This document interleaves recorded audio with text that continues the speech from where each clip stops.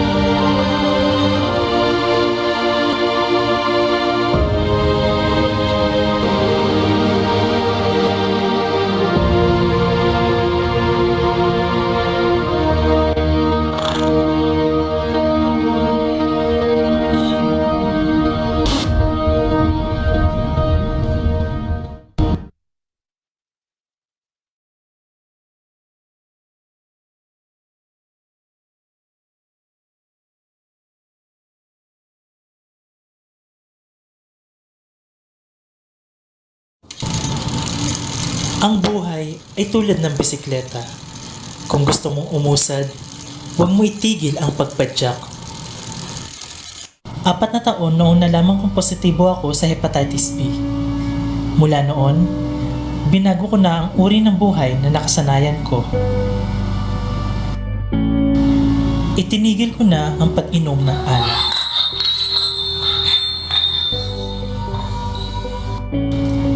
Regular na nagpakonsulta sa doktor. Naging mapili sa kakainin, gulay, at prutas. Yan ang laging laman ng hapagkainan. Tulad sa pagbibisikleta, upang maiwasan matumba, manatili kang balanse sa buhay. Kapag napagod, magpahinga. Huwag kang susuko. Ako, si Kevin. Magpatuloy sa pagpadyak. Magpatuloy sa laban ng buhay.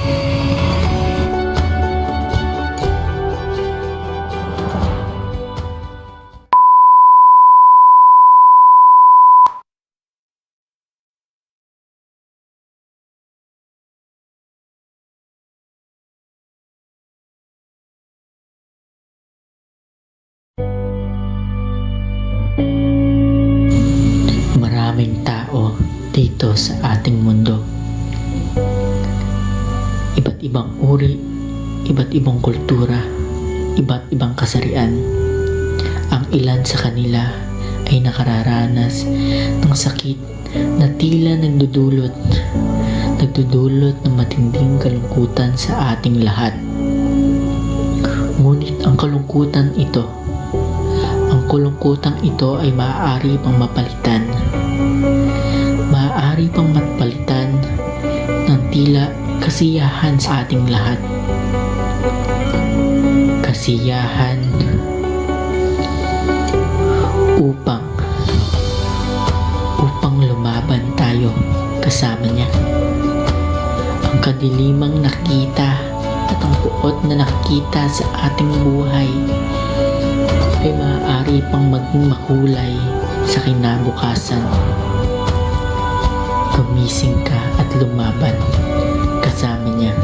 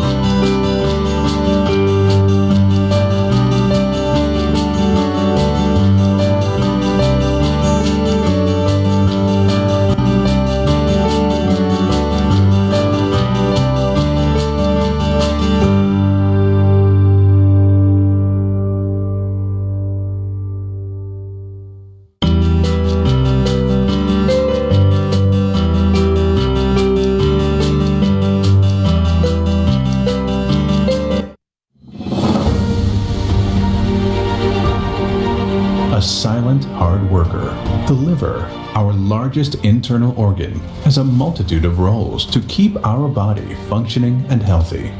It has important functions for our nutrition, digestion, immune system, blood clotting, and energy storage. Just as the liver works hard, it is not immune to disease. In the Philippines, viral hepatitis, especially hepatitis B, affects millions of Filipinos each year. Hepatitis B is the most common cause of liver cancer in the country, while liver cancer is ranked second of the top cancer killers of Filipinos.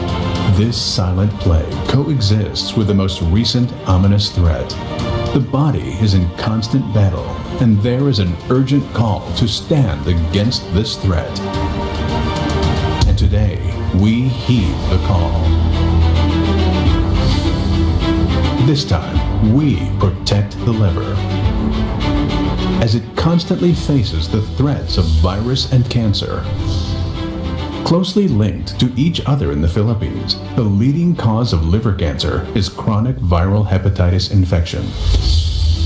The colors red and yellow symbolize viral hepatitis C. The green ribbon stands for liver cancer, while the emerald ribbon for the advocacy of curbing hepatitis B.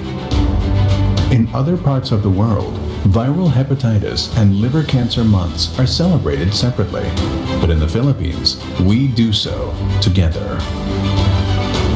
To fight these two intimately related diseases, various sectors must come together. Because liver cancer and viral hepatitis can be treated and even prevented, awareness is just the first step. With this emblem comes our battle cry, our mantra, our heart song. Recognizing that viral hepatitis and liver cancer awareness must go hand in hand, it is only in the Philippines, through Republic Act 10526, that the advocacy for both these diseases affecting the liver are reinforced together annually every January. And this promising year of 2021, we all come together to continue this fight, a fight that is equally relevant and critical to all of us. This is our call to act. Liver Cancer Viral Hepatitis Awareness and Prevention Month.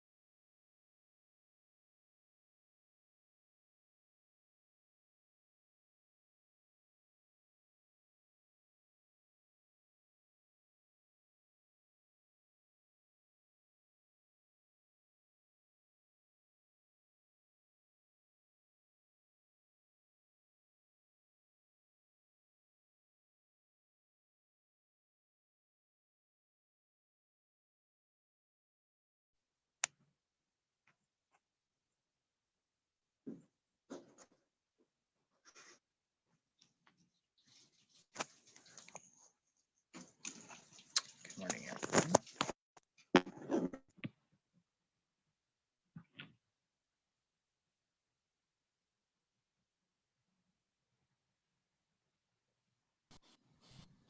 Put ourselves in the presence of our Lord. Heavenly Father, we come to you today asking for your guidance, wisdom, and support as we came this meeting. Help us to engage in meaningful discussion. Allow us to grow closer as a group and nurture the bonds of community. Fill us with your grace as we make decisions that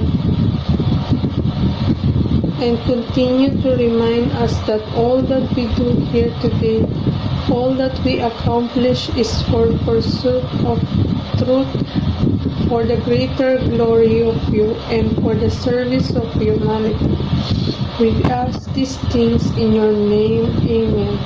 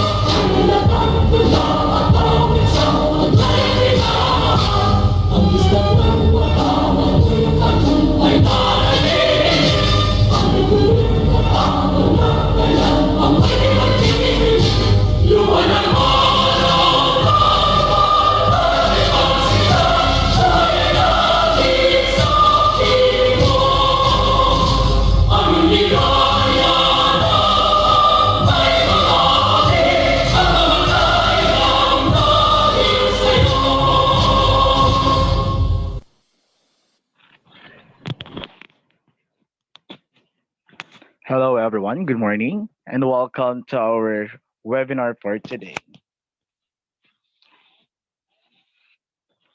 All right. To start our program, of course, let me introduce to you our opening speaker. For that, naririnig niyo po ba akong lahat? Yes, Does malinaw. our audio sounds good? Yes, okay, All Mark. right. Thank you. Thank you. All right. Where's mine? Okay. Our opening speaker, he started his work in the government on HIV and AIDS and other infectious diseases as a medical officer in San Lazaro Hospital in Manila. In 2005, he was designated as the program manager of the Department of Health National AIDS and STI Prevention and Control Program. He underwent formal trainings on the public health management of HIV and AIDS by the Japan Foundation for AIDS. He has master's degree in public health from the Institute of Community and Family Health Incorporated, earned both his Doctor of Medicine and Bachelor of Science degree in zoology from the Mindanao State University or MSU. He is the current program manager of the National AIDS and STI Prevention and Control Program under the Disease Prevention and Control Bureau. As a program manager, he is responsible for the development and execution and monitoring of various DOH policies on HIV, AIDS, STI, and viral hepatitis. During the COVID pandemic, he is also the point person of the Disease Prevention and Control Bureau on investigational drugs and vaccines for COVID 19. Ladies and gentlemen, our opening speaker, Dr. Jose Gerard Belimag. Hands, please. Good morning po sa lahat at maraming salamat po for this invitation and thank you for that very generous introduction, Mr. Agustino. Thank you to the Yellow Warrior Society of the Philippines. Thank you specifically to my friend Chris and Patrick of the Yellow Warriors for continuously providing the platform of educating the communities living with hepatitis, no, on the updates of the government regarding our efforts to combat hepatitis. You know, this is a very important activity because hepatitis, chronic viral hepatitis is still one of the major public health diseases that the world or the global community really need to address. As a matter of fact, in the 2030 goals of the Sustainable Development Goals ng UN, kasama ang hepatitis B at hepatitis doon. Nung bago po nagkaroon ng Sustainable Development Goals, yung mga previous plans po ng United Nations ay ang nakalagay lamang lagi ay HIV, TB at malaria. Pero dahil po sa effort ng mga taong merong hepatitis B at chronic hepatitis B at hepatitis C, successfully na ilagay po sa agenda ng ating mga world leaders ang hepatitis. Kaya po hindi po natin dapat hayaan na mawala or mag-weaken yung usapin patungkol sa hepatitis, no? Sa ating bansa naman, ang hepatitis ay patuloy pa rin pong nagbibigay ng problema sa mga Pilipino. Alam natin that in every 10 Filipinos, there's only one person who is chronically infected of hepatitis B at hepatitis C. Ang magandang balita lang dyan ay patuloy pa rin naman ang ating gobyerno sa pagbibigay ng mga serbisyo patungkol sa prevention at care ng viral hepatitis. Kagaya na lang sa mga buntis, no? At ito ay ang hepatitis B screening ay kino-cover naman ng PhilHealth. So ang ating mga babies na ipapanganak pa lang ay um, magkakaroon po ng examination at protection kung ang kanilang nanay ay mayroong hepatitis. Alam po ng mga doctors nila kung paano po maprotektahan yung mga babies, no? So yung hepatitis B screening sa mga nanay ay kino-cover ng ating PhilHealth. At paglabas naman ng baby, panganak naman ng baby, bibigyan din siya ng birth dose vaccination. At ito naman ay kasama din sa programa ng ating gobyerno, no? Tapos paglaki naman ng bata, pagka medyo adolescent na yung bata at nagkakaroon na ng mga risk, ng mga sexual behavior risk, ito naman ay nabibigyan ng health education dahil ang hepatitis B at hepatitis C ay kinukonsidera din na isa sa mga sexually transmitted infections.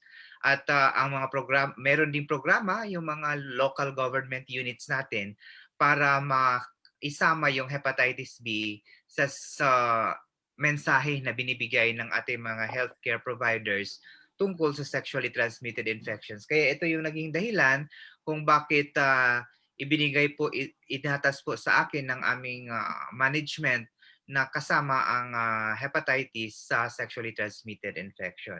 At lately po, kung meron kayong narinig na at kung nakapag-attend na kayo ng mga previous webinar, I think nabanggit naman natin to nung previous seminar, that the Department of Health is trying its best to introduce hepatitis B and hepatitis C treatment. Although medyo hindi naman ganun ka agresibo pa yung ating programa for hepatitis B at hepatitis C treatment sa ngayon. Sinimulan lang kasi natin ito sa pamamagitan ng pag-pilot ng ating hepatitis B treatment sa mga pasilidad ng Region 3 at ng Region 7. No? At dahil mayroon na tayong konting learning kung paano po ibigay yung gamot at paano kung sino ang magbibigay ng gamot, ang access to hepatitis B treatment ay ginawa na po nating national. No? So, noong February, kami po ay nag-issue na ng policy na ang hepatitis B treatment ay kasama na rin sa basic services ng ating mga DOH hospitals at facilities. Kanya lang, hindi masyadong umarangkada yung after nung February na issuance ng policy dahil na we were affected naman with the occurrence of this pandemic. Pero tuloy-tuloy pa rin naman yon. Kaya nitong November ay nagtawag po kami uli sa Department of Health ng pa-training naman ng I think merong over 180 doctors and nurses ang na-train natin para mabigyan sila ng additional na kakayahan upang ibigay yung treatment ng hepatitis B, no?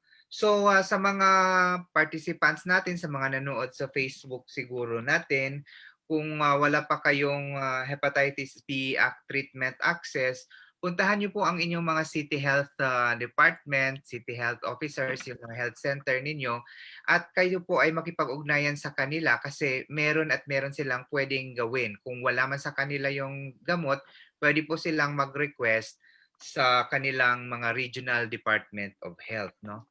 Ang atin lang pong pakiusap sa mga community na nandito ngayon, syempre naninibago pa rin yung ating mga doctors at nurses kung paano po talaga yung best way to approach hepatitis B treatment. Tayo po ay patuloy lamang pong makipagtulungan sa kanila para po nila ma-improve yung kanilang services, no? Konting tulong lamang sa kanila dahil nga sila po ay naninibago pa lamang, no? Hindi naman yun kasi pagbigay nung pag-deliver ng gamot sa kanila ay kayang-kaya na nilang, sapat na yung kanilang kakayanan na i-manage yung mga condition ng community ng mga people living with chronic hepatitis, no? So today I believe running through your program of activities, you will hear details, no, of how our regional Department of Health is managing their hepatitis B and hepatitis C services. Andito po ang aking napakasipag at napakagaling na mga kasamahan sa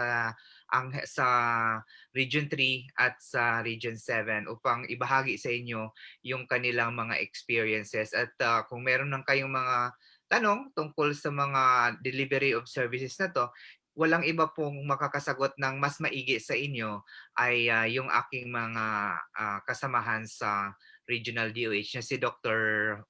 Van at si Sir JM.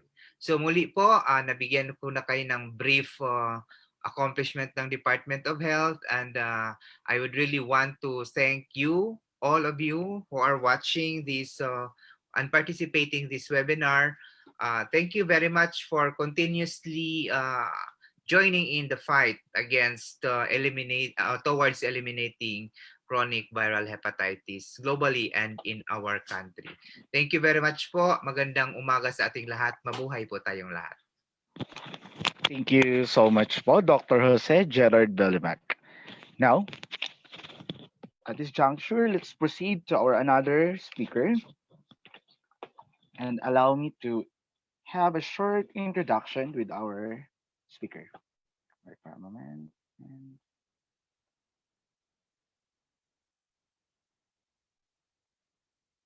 All right. Our next speaker is a Filipino politician who has been serving as a senator since 2019. He previously served in our president's cabinet as a special assistant to the president or SAP and head of the presidential management staff from June 2016 to October 2018. He has been serving as a personal aide and special assistant since 1999, way back when our President Duterte was still the mayor of Davao City. He is also the one who built the Malasakit Center Act of 2019, which was signed into law by our President Rodrigo Duterte last December 2, 2019. Ladies and gentlemen, our next speaker, Christopher Lawrence Bong Tesoro Go. A hands, please.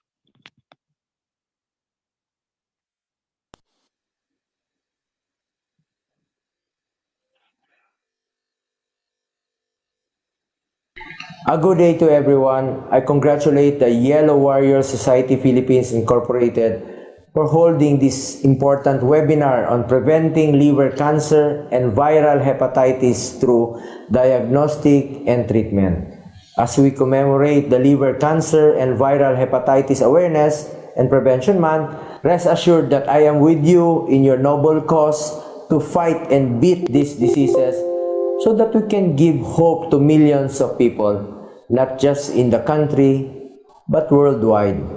Just like the current pandemic, the fight against these diseases is always a collective undertaking. I believe that if we Filipinos keep the Bayanihan spirit burning in our hearts and believe in the power of synergy, we will be able to manage liver cancer and viral hepatitis more effectively. Again, let us continue to work hard and work hard together so that we can beat liver cancer and viral hepatitis and save more people's lives. Maraming salamat po. Mabuhay po kayong lahat.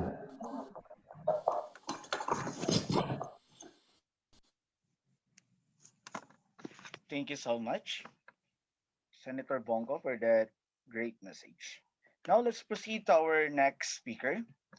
Our next speaker is a Filipino politician and a law serving as a senator since 2019, a position she previously held from 2004 to 2016. She was also the representative of Taguig City Lone District from 2016 to 2019 and was one of the deputy speakers. Ladies and gentlemen, Senator Pilar Juliana Pia Scrum Cayetano. Hands, please. Warm greetings to everyone. I'm so excited to be with you today for this invitation by the Yellow Warrior Society of the Philippines.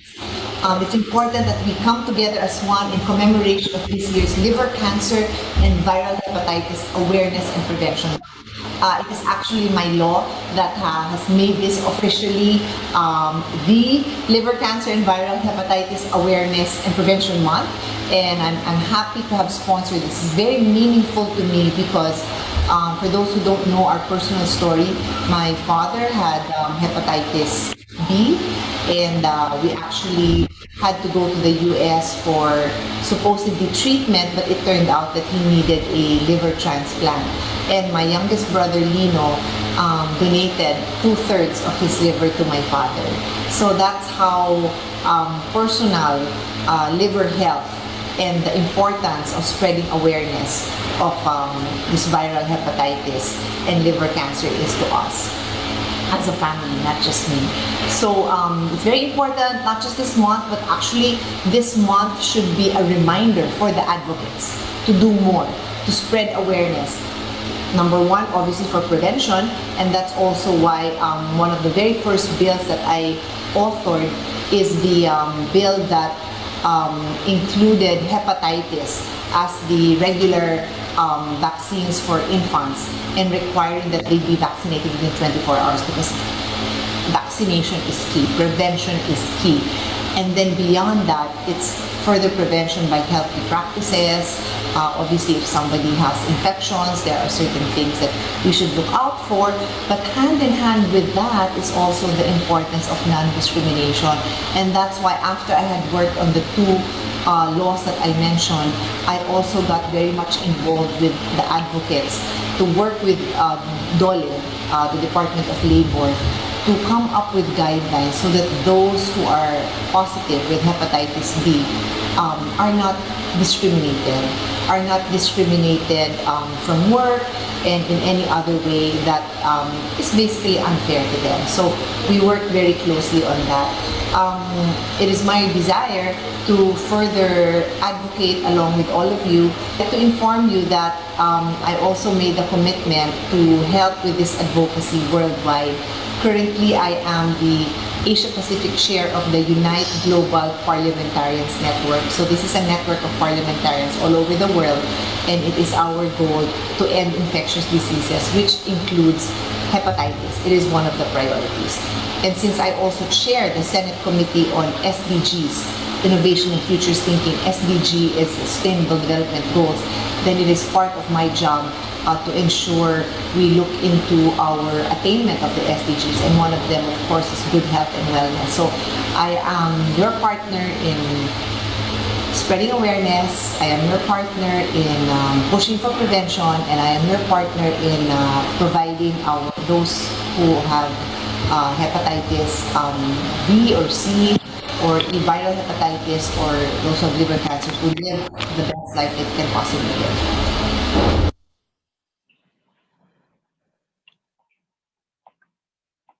All right, there you have it, ladies and gentlemen. Thank you for that wonderful message, Senator Pia. At this juncture, let's proceed to our another speaker, who is a Filipino actor and comedian, known for being councilor of the 1st District of Parañaque City, and he also one of the sons of comedian Dolphy. Ladies and gentlemen, Councilor Bandolp Laksamana Quezon. Hands, please. Good morning to all members of Yellow Warrior Society Philippines, fellow Parañaqueños, and all participants for today's webinar. We are grateful to have you today. I was invited to discuss the role of local government unit in creating a viral hepatitis program and anti-discrimination bill. As an incumbent chairman of the Committee on Health, I am proud to announce that the city government of Parañaque has done several programs in the past to protect and promote the constitutional right to health of the people. Through the years, the City Health Office has offered immediate interest immunization, as well as a child and adult vaccinations to battle the virus. This is compliance with Republic Act number 1056, which was enacted in the year 2013. The act declares the month of January of every year as the Liver Cancer and Viral Hepatitis Awareness Prevention Month. The law ensures the meaningful observance of this month through comprehensive education and awareness program by specifically discussing the cause of transmission, consequences, diagnosis, and treatments of the viral hepatitis. For interagencies and multi-sectoral effort, a local government like the City of Parañaque is mandated to coordinate with the national government, with the Department of Health, private entities, and non-government participants organization of the widespread implementation of the program. A perfect example is today's webinar. A collaboration with the Yellow Warrior Society and other stakeholders to fight hepatitis B and prevent all forms of discrimination upon hepatitis B carriers through the advocacy, research, education, and service. We are here today to give everyone awareness and prevention, to reach out to all levels of society with hope that one day we can say that hepatitis B is no longer a major problem in the Philippines. I'm proud to say that one of the recent initiatives of the city was to pass resolution number 20-206 approved last October 29, 2020, authorizing Honorable Mayor City Edwin Olivares to enter into a partnership agreement with Menarini Philippines for the free hepatitis B screening and implementation of seminars and trainings to raise public awareness of hepatitis B. As a brief background of Menarini Philippines Incorporation, is a domestic corporation engaged in the business of manufacturing pharmaceuticals, which aims to provide the public easy access to hepatitis B screening, symptoms, complications, prevention, and treatment of hepatitis B through implementation of workshops, training, and forums. The City Council approved and passed the resolution because we are one with the company's vision, which to improve the lives of the people. Hepatitis B is a silent pandemic because most people do not have symptoms when they are newly infected or chronically infected. They can unknowingly spread the virus to others to continue silent spread hepatitis B. The good news is that hepatitis B is preventable and treatable. Since testing is the only way to know for sure if one of the infected with HBV, the city government will conduct a screening program with 36,000 kits donated by Menarini Philippines. Thereafter, as part of the agreement, all patients who tested positive for longer than 6 months will be monitored regularly.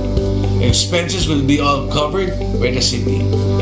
The city government of Parañaque recognizes the significant role of the public and private sector partnership to establish and implement programs that will improve the health and safety of its all constituents. We will always be open to any agreement for the benefit of Parañaqueños, and we commit to fight the virus and promote prevention and awareness of hepatitis B, not only in January but all year around. As to effort to prevent discrimination, the city has enacted an ordinance prohibiting any forms of discrimination with corresponding penalties to violators. The government saw the need for these policies and guidelines against discriminatory acts to be implemented to be able to strengthen its enforcement to prosecution. We do not tolerate commission of any acts that will exclude, restrict, curtail the exercise of human right or basic freedom of another, particularly hepatitis carriers related to their application for employment, education, whether social, cultural, or any other field of public life. As I end my talk, I want to reiterate the city's commitment to And we have to do all efforts to ensure the health of the public. We cannot do this without your active participation and support. Together, let's fight liver cancer and hepatitis. Sabay-sabay po tayo. Malusog na tayo, magandang buhay. Maraming salamat po sa inyo lahat and God bless you. Bye-bye.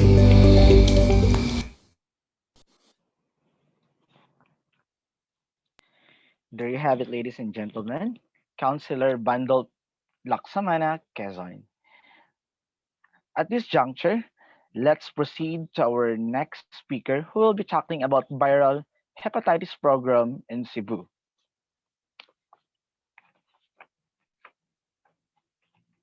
Our next speaker is a medical officer for and regional medical program manager for National AIDS, HIV, and STI Prevention and Control Program or NASPCP for the emerging and re-emerging infectious diseases, integrated helminthiasis control program, systemiasis elimination and control program of the Department of Health Central Visayas Center for Health Development. He have attended various conferences in relation with HIV, AIDS, and hepatitis.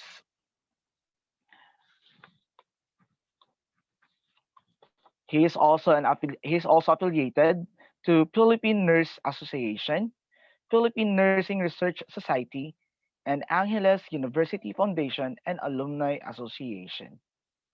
Ladies and gentlemen, our next speaker, Dr. Van Philip Baton. Doc,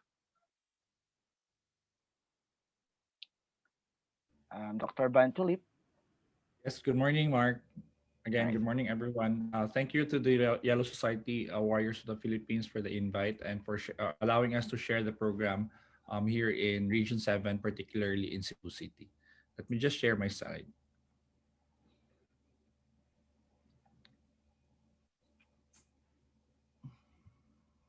Hindi ko na ma-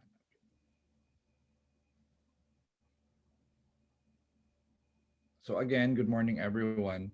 So as mentioned by Dr. Bellimac, Cebu City is one of the pilot areas where hepatitis was one of the treatment, the inclusion of hepatitis is one of the, it will be included in the existing program of the HIV program. So we started our program. Sorry.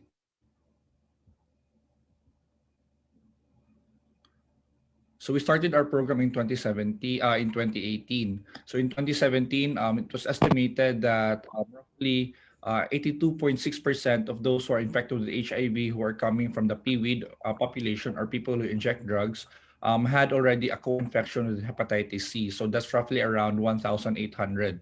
In 2018, in coordination with WHO and RITM and the regional program and the national program, and the support of the Catholic Church through the Cebu Archdiocese and the St. Camilo's Brothers, a PWID community center was established, and HIV and hepatitis co-infection was started to be part of the program.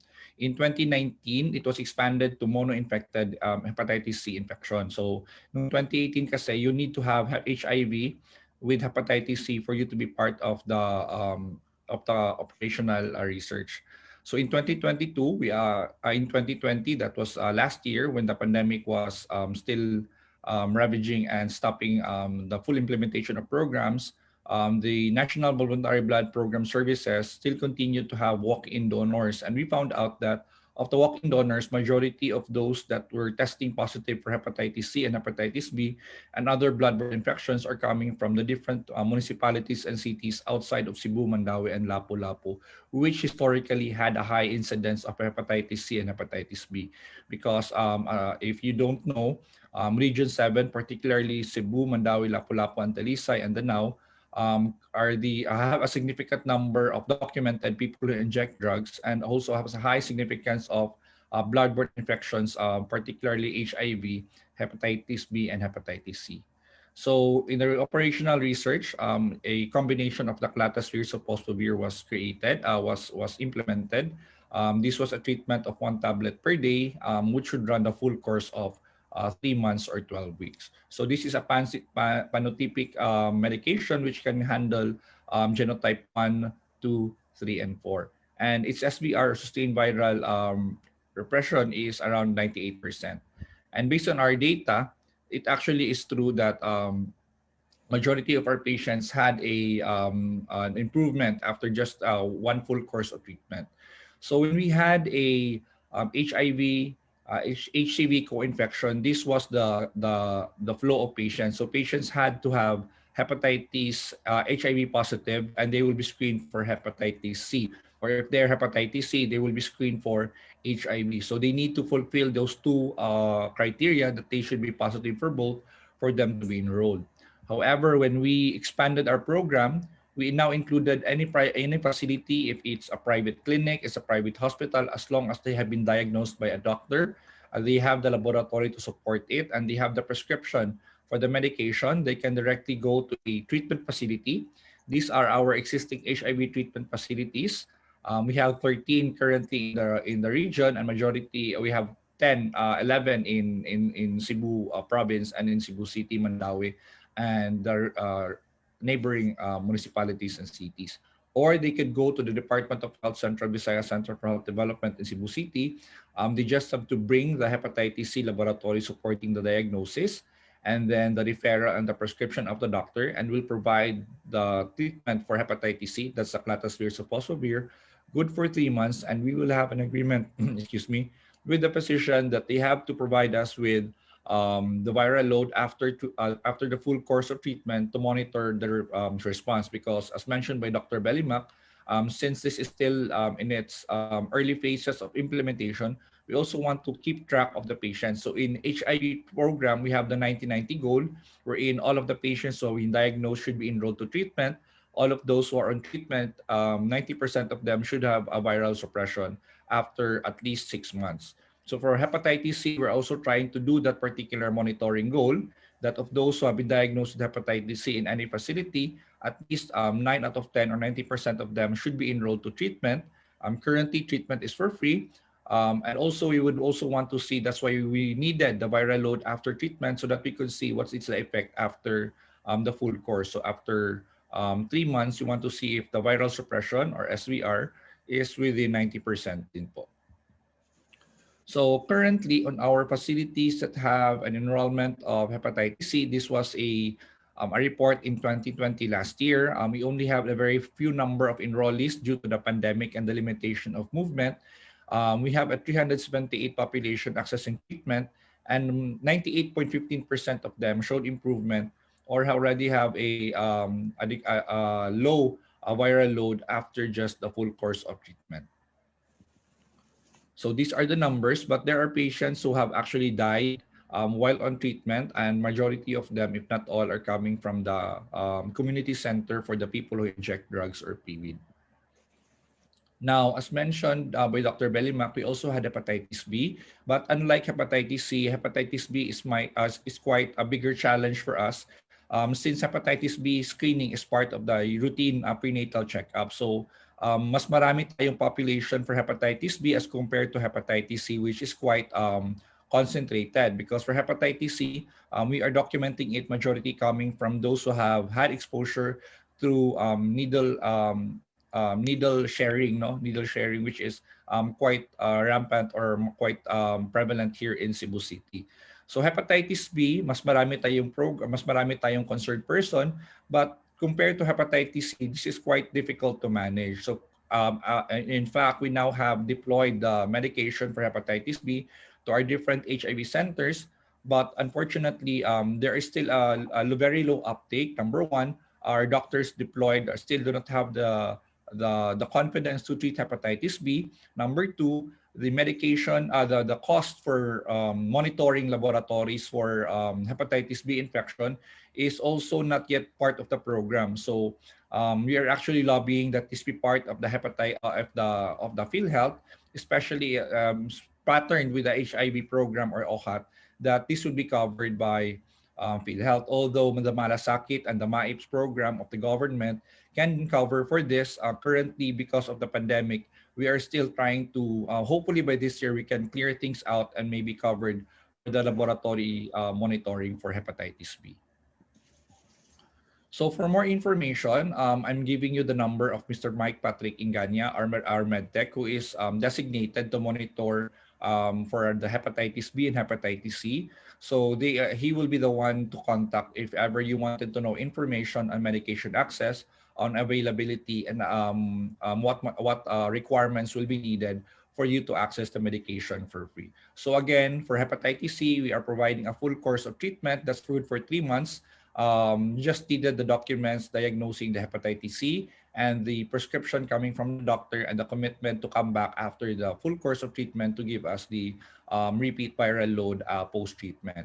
For hepatitis B, we just needed you to, again, present the same medication, present the same documents. You did not be transferred to another service. You can still retain the doctor that you currently have treating your hepatitis C or hepatitis B infection. So with that, we thank you for, again, the opportunity to present the program to a full and wider audience. And hopefully for this year, we can increase the uptake of hepatitis B and hepatitis C treatment here in Cebu City and in Region 7, hopefully. So with that, thank you po everyone and good morning. Thank you so much, Doc, for that new info. So it is really helpful to our members and especially to the participants of this webinar. Thank you so much, Doc.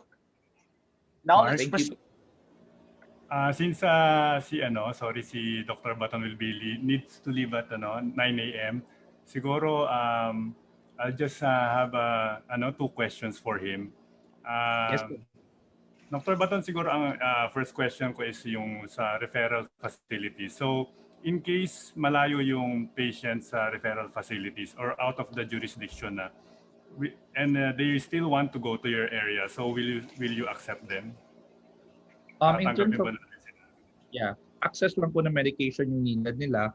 They can call the number which we provided of Mr. Patrick Mike Iganya.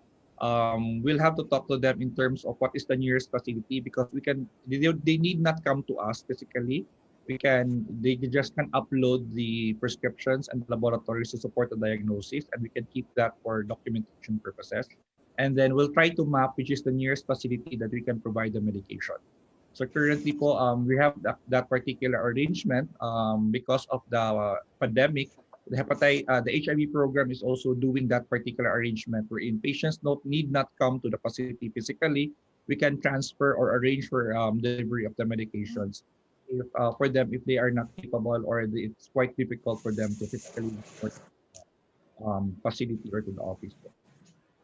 Okay. So yung second question ko sa tingin ko medyo marami rin magtatanong ito because you have mentioned na there is kumbaga it's not yung diagnostics is still not free under the program.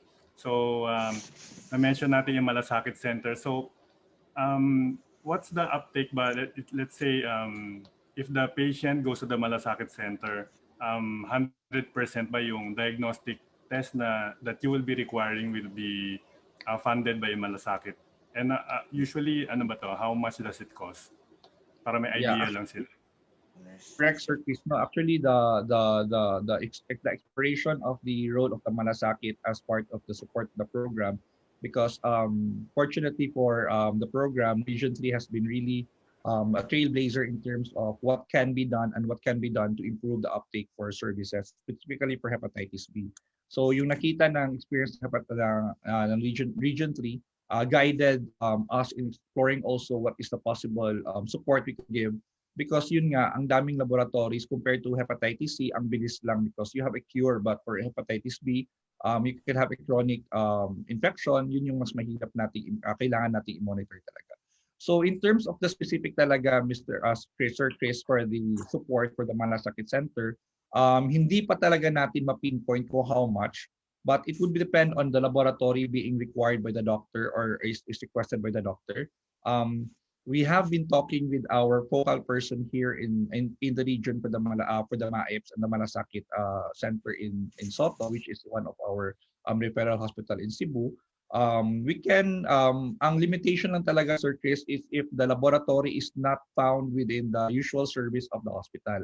So they will contract it out. Now, if i-contract out nila ng hospital, ang limiting din dito is kailangan meron siyang existing MOA with the facility. So if those particular laboratories are within the services of either the hospital, like Soto, or is part of the services of a laboratory with a MOA, then the malasakit ng the MIPS can actually cover for it. Ang magaling lang dito, Sir Chris, is that we are in constant communication with our focal person here, and if ever there are any particular difficulty or issues, they can just call the number of Mr. Mike, Patrick Inganya still, and we'll try to facilitate also if there are particular concerns in terms of access for laboratories po. Ayun, yun. Thank you, Dr. Baton. At least we are discussing yung access kasi very important yan. No? So baka akala kasi ng mga patients parang swabe na yung program. So at least we see na we are, DOH is doing its best, di ba, to provide the needs of the patients. So, Yes. Yun. Thank you. Do you have anything to say?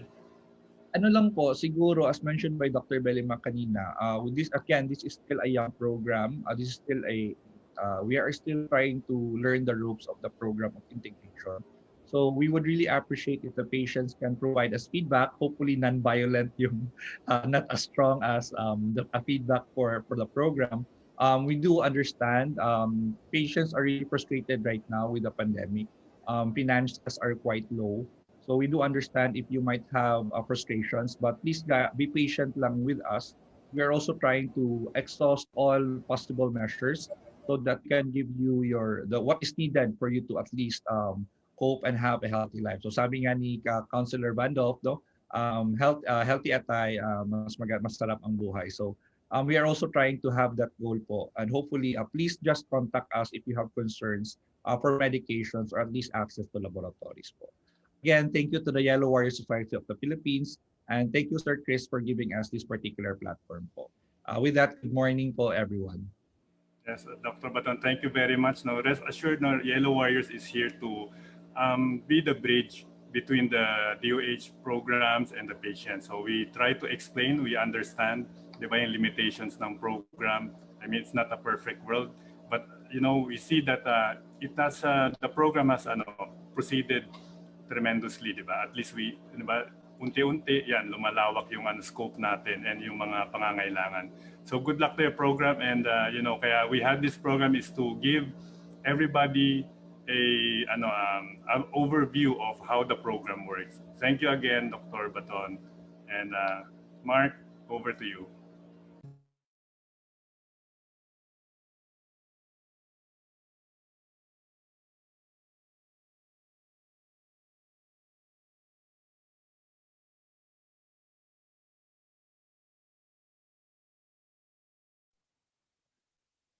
All right, sorry, naka-unmute pala ako. All right, so again, guys, if you got questions, so we can have our chat group.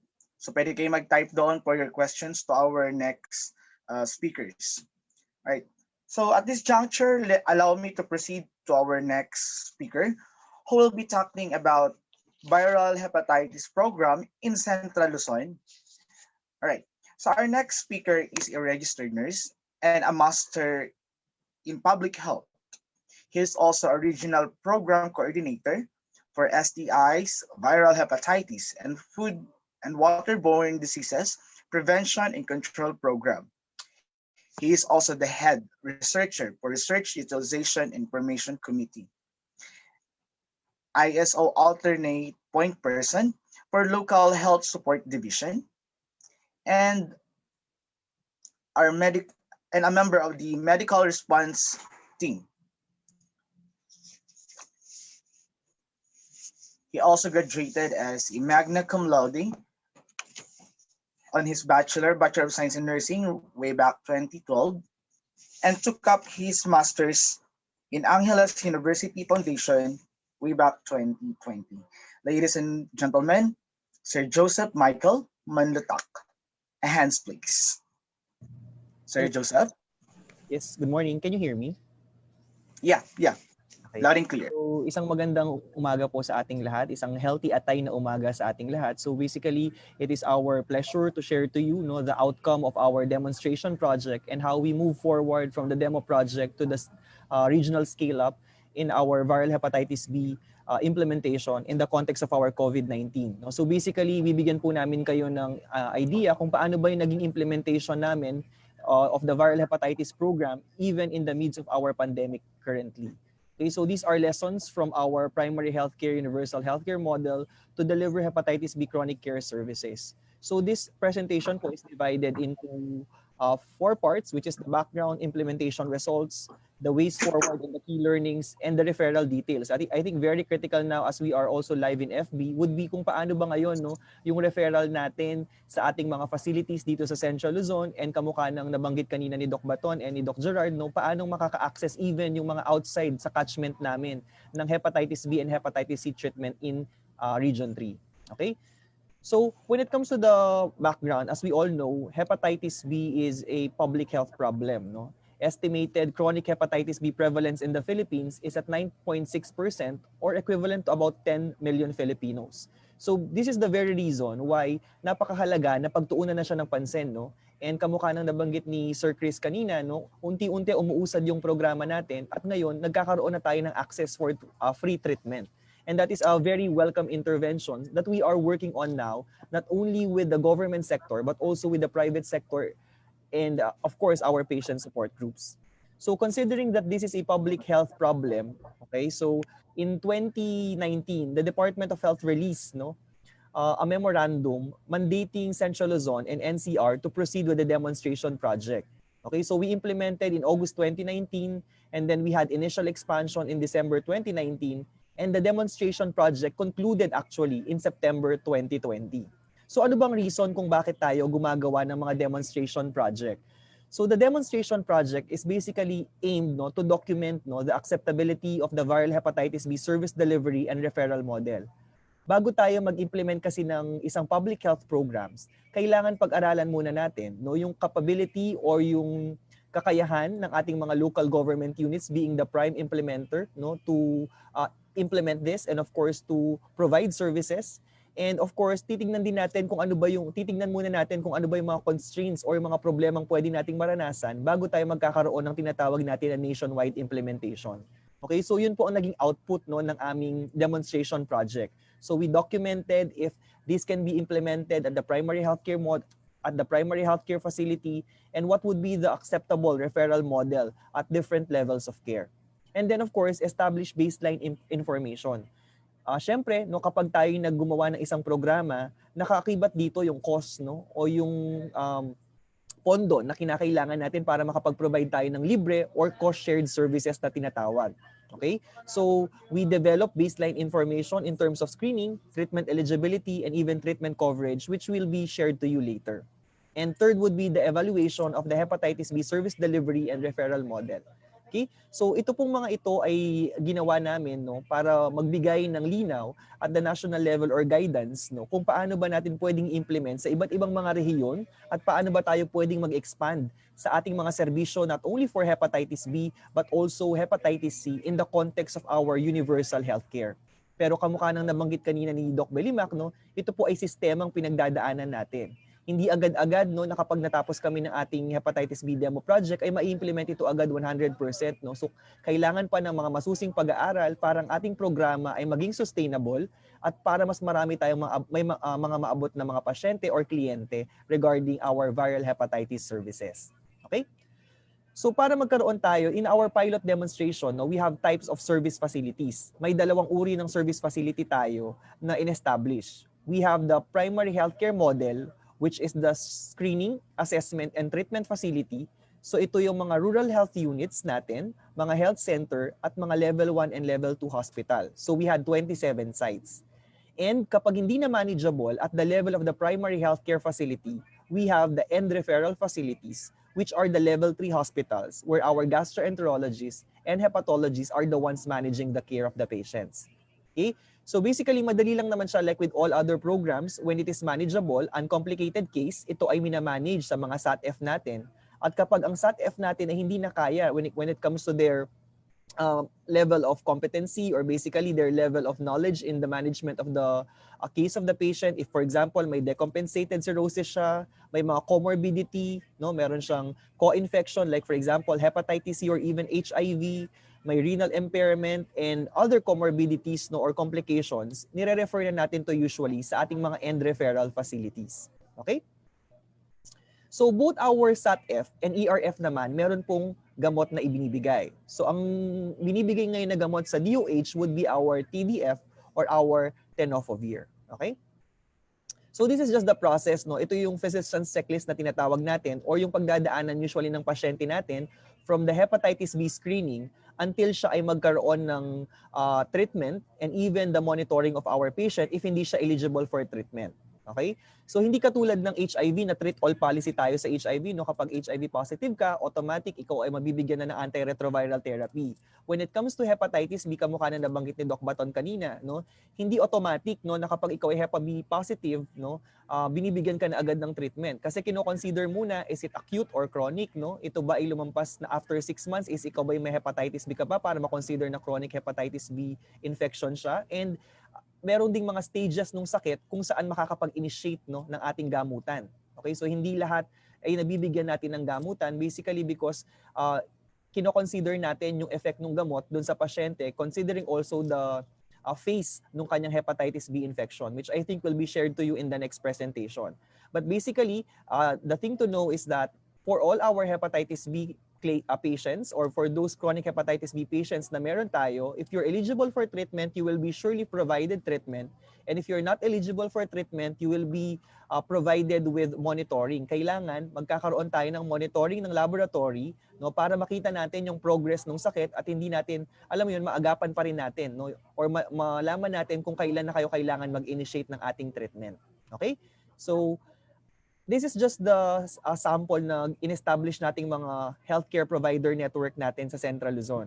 So when we deal with healthcare provider network, ito po yung sistema ng referral natin sa ating mga local government units. At kung sakali naman no, na hindi capable ang local government unit, saan ba natin pwedeng ma-refer ang ating mga pasyente? So may 4 na components po ito usually. No? So the first component would be the entry point, which is our hepatitis B screening.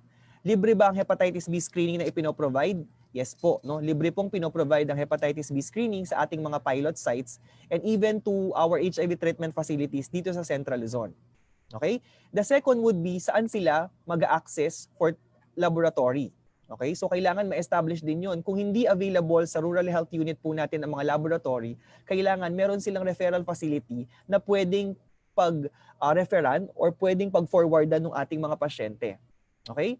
And then, the third consideration would be the ERF. Lahat ng mga SAT-F, kailangan merong designated na end referral facility. Okay? Ibig sabihin, in such cases na hindi kakayanin ng mga SAT-F ang pagmamanage ng kaso, merong mga nakaplakado na established end referral facility kung saan pwedeng ma-forward ang patient natin for multidisciplinary management or for higher level of care. And the last consideration would be, of course, our HBV DNA or yung ating determination ng treatment success or yung progress ng ating pasyente. Okay, so nagawa po natin ito sa iba't ibang mga local government units po natin sa province of Bataan and even here in Central Luzon para ma-assure po natin na ang pasyente po natin ay mabibigyan ng karampatang serbisyong kanyang kinakailangan. Okay? So, ito na ang mga naging resulta natin no in our almost a little bit more than a year na implementation. So 65,816 screening tests done. And then when it comes to our reactivity, we are at about 2,777 na mga reactive cases. And this is about 4.2%. Okay, 4.2% po ang aming naging reactivity rate when it comes to our screening. When it comes to our chronic hepatitis B patients with our total number 969, okay, so in terms of sex po natin, most of our cases are female because established po kasi no sa ating programa no ng ating mga pregnant clients po kasama ito sa kanilang package of antenatal care services. Hindi lang po hepatitis B, kasama rin po ang HIV at syphilis na tinitest po natin lahat ng ating mga buntis during their first trimester or pregnancy. Ang rason po kung bakit natin kailangan matest ito ay upang mapigilan. Una, syempre, ma-manage yung case ng ating client, no? The second is para mapigilan yung ating tinatawag na maternal to child transmission na maisalin, no, sa isang nagbubuntis na nanay ang kanyang hepatitis B, syphilis, or even HIV. Okay? When it comes to the age group po natin, okay? So if you notice po, no, most of our cases, no, are coming from our 18 to 68 years old with the median age at about 32 years old, no? So a little bit older than the usual epidemic natin sa HIV. Okay? And then when it comes to our pregnant, most of our cases, as reiterated to you a while ago, would be coming from our pregnant clients. Okay? So for the reported death, we had about 3 reported deaths, but of course, this can be disaggregated dun sa natural causes and dun sa kanilang hepatitis B related conditions. Okay? So dun sa aming mga datos, no, isa lang naman yung namatay namin na recorded as of now for the complicated hepatitis B situation niya, no. Basically, the other 2 died of other causes. Okay? So for our clients, 969 are HB-Sag reactive patients in our master list. And then those treatment eligible, 93% ang na-test natin for treatment eligibility. Okay? At out of those clients po natin, 13% or about 118 po ang ating treatment eligible. The good news in the demonstration project is that all those treatment eligible patient, ibig sabihin lahat ng mga nangangailangan ng ating treatment ay nabigyan naman ng gamutan. Okay? And as we all know, as of now, hepatitis B treatment is still lifetime, no? Kapag naumpisahan siya, lifetime treatment pa rin tayo, no? So in this context po, no, in terms of our continuity or adherence to treatment, ito po yung tinitignan natin ngayon, no? Kasi may mga ilang mga pasyente po tayo, no? We're recording about 30% or 35% of our treatment enrollment na naglo-lost to follow-up, no? So maaring ito ay matulungan din tayo ng ating Yellow Warriors, no, society sa pagkumbinsi sa mga patient, no, or to provide awareness on the importance of our adherence in our hepatitis B treatment. Okay? Napakahalaga po ng role na ginagampanan po ng ating patient support groups para mas mapabuti, no? Because mapabuti ang mga serbisyong ipinoprovide, mabigyan ng boses ang ating mga hepatitis B patient. That's why we are very glad of the support of the Yellow Warrior Society sa ating program implementation. Okay? So ito yung mga naging problema. Ano ba yung naging challenges, no, nung ating implementation when it comes to COVID in the context of our hepatitis B demonstration project? So first is there are competing program demands. Alam naman po natin in our public health programs, marami po tayong ini-implement na ibang mga programs like tuberculosis, National Immunization Program, Family Planning, among others, no. So marami pong mga programa ang ating ini-implement at the local level. At pinapasok po natin ngayon routinely ang ating viral hepatitis. Okay? So that's why our integration of the program are also very critical at yung inclusion niya sa kanyang existing healthcare provider network. And then nagkaroon din po tayo, no, ng mababang uptick, nabanggit na ito kanina, no, dahil sa COVID, maraming restriction in terms of the lockdown, bumaba ang uptick natin for testing and treatment. So anong ginawa natin? No? Gumawa po tayo ng tinatawag natin na patient-centered approaches. Kapag hindi kaya ng pasyenteng makapunta sa mga facility para mag-refill ng kanyang antiviral, no, pinapadala po natin to, pwedeng courier, minsan naman po kino-course-through po natin sa mga barangay health workers, or sometimes naman po hina-house-to-house delivery po natin, depende po sa mga local situations po natin. So sinubukan talaga natin during the pandemic kasama ng patient support groups natin na maituloy, no, ang serbisyong ipinoprovide natin, not only for testing but also for treatment. Gumawa rin po tayo ng mga helplines, no, para sa ating mga pasyente. So itong mga helplines na to ay pinagre-referan natin ng mga pasyente in such cases na na-stranded sila to certain areas kung paano sila makakapag-access ng ating tenofovir or even our other hepatitis medications. Okay? So for the laboratory eligibility and the monitoring, ito yung naging problema kasi nga hindi kasama, no, hindi pa kasama dun sa ating PhilHealth package ang laboratory ng ating mga patients. Hindi rin bibigay ng libre agaran, no, ang ating testing for baseline and even our monitoring. So gumawa po tayo ng iba't ibang mga financing mechanisms. Depende dun sa local situation po na meron tayo. So meron po tayong mga local government unit, no, na nagpondo po ng mga baseline at mga monitoring na kanilang mga pasyente. Kapag hindi to available, nag-out of pocket ang ating mga patient if meron naman silang kakayahan. Pero kapag wala po, no, if talagang walang kakayahan ng ating mga pasyente, like they are considered to be indigents, nire-refer po natin sila sa ating social welfare development offices, and then our medical assistance program, yung tinatawag natin kanina na malasakit center, no? And nagbaba din po ang regional office ng subsidy sa ating mga DOH hospitals para makapag-provide ng mga libreng baseline laboratory para sa ating mga kliyente.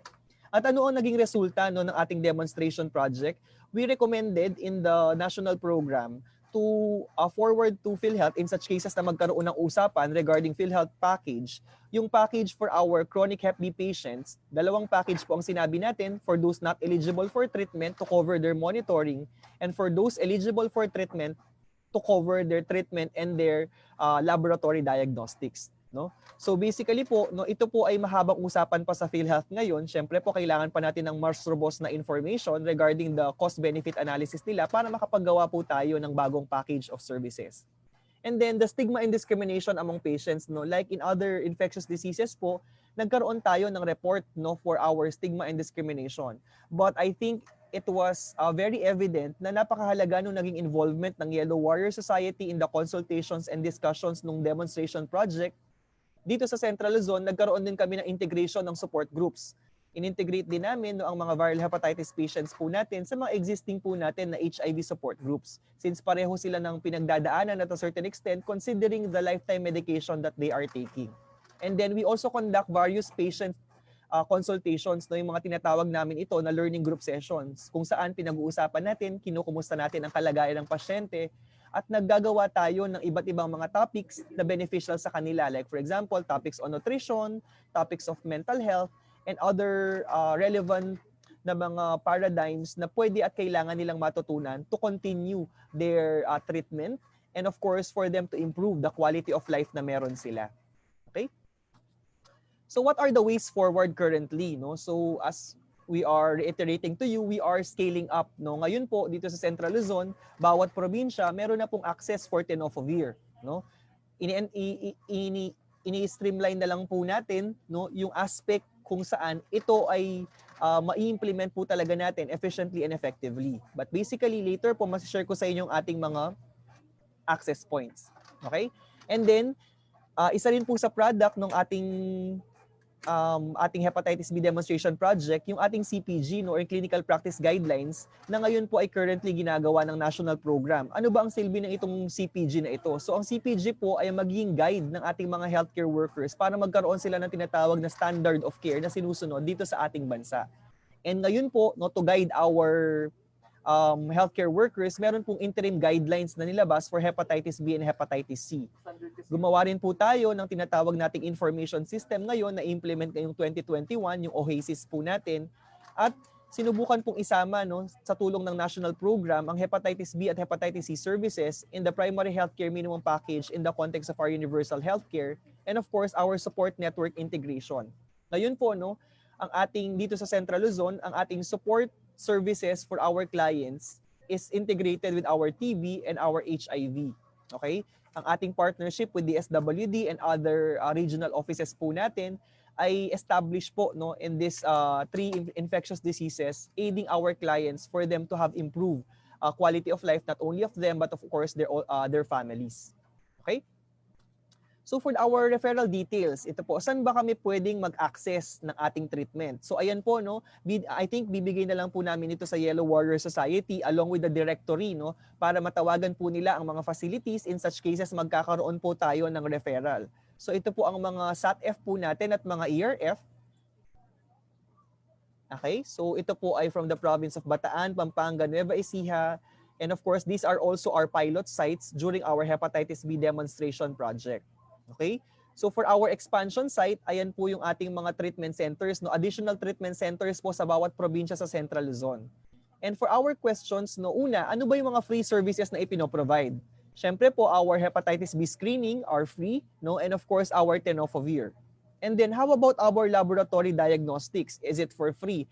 So for our diagnostics po, depende po ito per facility and per local government unit po natin. Dahil depende po ito sa kanilang mga resources available. There are local government units po na nag-assert ng support nila sa ating mga hepatitis B patient at libreng nabibigay po no, ang ating mga laboratory. But there are also LGUs na hindi po ganun ka-capable in terms of resources. That is why po sila po ay dumidepende rin po no, sa ating subsidy and even to other support agencies po natin, no? So if your clients po do not really have access, if they're considered to be indigent, no, hindi talaga kaya ng LGU ang pagpo-provide, no, meron po tayong mga other mechanisms like the DSWD, no, kapag hindi available yan sa baba, pwede po tayong mag-access ng assistance through them, the malasakit centers, and as reiterated a while ago, our DOH, CLCHD subsidized laboratory in DOH hospitals po natin. Can clients outside Central Luzon or those not within the LGU catchment areas access treatment? Yes po, no, may mga pasyente po kami, no, na hindi po taga Central Luzon na nag-access po ng treatment, no, dito po sa ating mga treatment facilities po sa Central Luzon. Okay, so ano po ang kailangan dadalhin? No? Ang dadalhin lang po ay referral letter kung mayroon po kayong referral letter at yung mga latest po ninyo na laboratory results kung meron po kayo. Kasi titingnan nila yan kung recent pa lang ba yung laboratory mo para hindi na nila ulitin. In such cases, nakakailanganin siya or para magkaroon sila ng basis dun sa history mo ng sakit. Okay, so just bring all the documents that you can para magkaroon ng ideya yung ating mga healthcare provider in terms of your clinical history. Next question is that, can private practitioners refer and get free access to treatment and how? Yes po, no, our private practitioners, our gastroenterologists, hepatologists, and even our IDS specialists or our internal medicine doctors refer clients, no, sa ating mga facilities. Ang kailangan lang po nila would be the referral letter and of course the copy of the latest laboratory. Kahit po may mga private practitioner tayo, syempre ang mga private practitioner pa rin naman po ang magmamanage. Pero kailangan po kasi nating ipasok doon sa existing system po natin sa program through our surveillance form or through our surveillance mechanisms para mapasok po tayo or magkaroon po tayo ng datos, no, sa ating pinoprovide na services po sa ating mga kliyente. Okay? And then, is hepatitis B vaccine free? No? So as a part of the National Immunization Program nationwide po, no, through the hospital and the health centers po natin, for the newborn vaccination po natin, basically this is free up to the completion ng kanilang vaccine series. Okay, yan pa lang po ang kasama natin sa program ngayon, yung free immunization po natin through the National Immunization Program po natin, particularly sa ating mga newborn clients. Okay? One of our expansion also was our hepatitis C. So hindi na lang po hepatitis B, no, learning from the lessons of Region 7 or Central Visayas, no, as reiterated by Doc Van Baton a while ago, no. We were also expanded our services to our hepatitis C treatment centers in Region 3. So ayan po, meron po tayong 6 na access points, no, when it comes to referral ng ating mga hepatitis C patients. So ano yung mga free services na naipoprovide namin as of now? It would be the anti-HCV and the POC viral load, yung pong viral load po ng ating mga pasyente and the antivirals. Okay, but the viral load of course is ito po kasi kasama sa problemang na-encounter namin sa COVID is yung supply, no. May pambili ka nga ng gamit or ng commodities, ang problema ay walang supply na available, no. O nagkakaroon ng delay in terms of mga import ng ating mga commodities. Okay? So ito po ay libreng na ibibigay sa ating mga access points po as of now. How about other laboratory diagnostics? Kamukha lang po ng hepatitis B na nabanggit kanina, depende po ito sa ating mga local facilities. And sa question naman po, if pwede bang mag-access ang outside Central Luzon at ang ating mga private physicians, yes po, they could access our hepatitis C drugs sa ating mga hepatitis C treatment centers here in Central Luzon. Okay? So, of course, no, this program is not possible without the help of our friends from our government and the private sector, especially DOH National, WHO Western Pacific Region, WHO Philippines, Hepatology Society of the Philippines, the Yellow Warrior Society, the local government units, and all the pilot sites na nakasama po natin. Kamukha nang nabanggit namin sa kanila, we are creating a legacy with all of you, no, the legacy that eventually hepatitis B services will be streamlined and will be provided to all our clients who are in need. Pero sana po patuloy po ang suporta at tulong, no, particular of our patient support groups. You are our loudest voice, no, not only in the Congress but also in the health sector. Kayo ang magsasabi sa amin, tutulungan nyo kami, no, na mag-create ng demand or suporta para sa ating programa. Okay? And this is a very good celebration in terms of our viral hepatitis and liver cancer awareness month. Hindi lang ang pagpo-provide ng awareness but also creating the demand and eliciting support to all the different sectors for us to improve the lives of our hepatitis B and hepatitis C clients, but also, of course, assuring the availability of services for them. Okay, so on behalf po of our Regional Director, Dr. Cesar Casion, no, we would just like to thank everyone again for inviting us, and we hope to continue our partnership with you. Okay, so happy viral hepatitis, happy liver cancer and viral hepatitis awareness month for all of us po. Over on my end.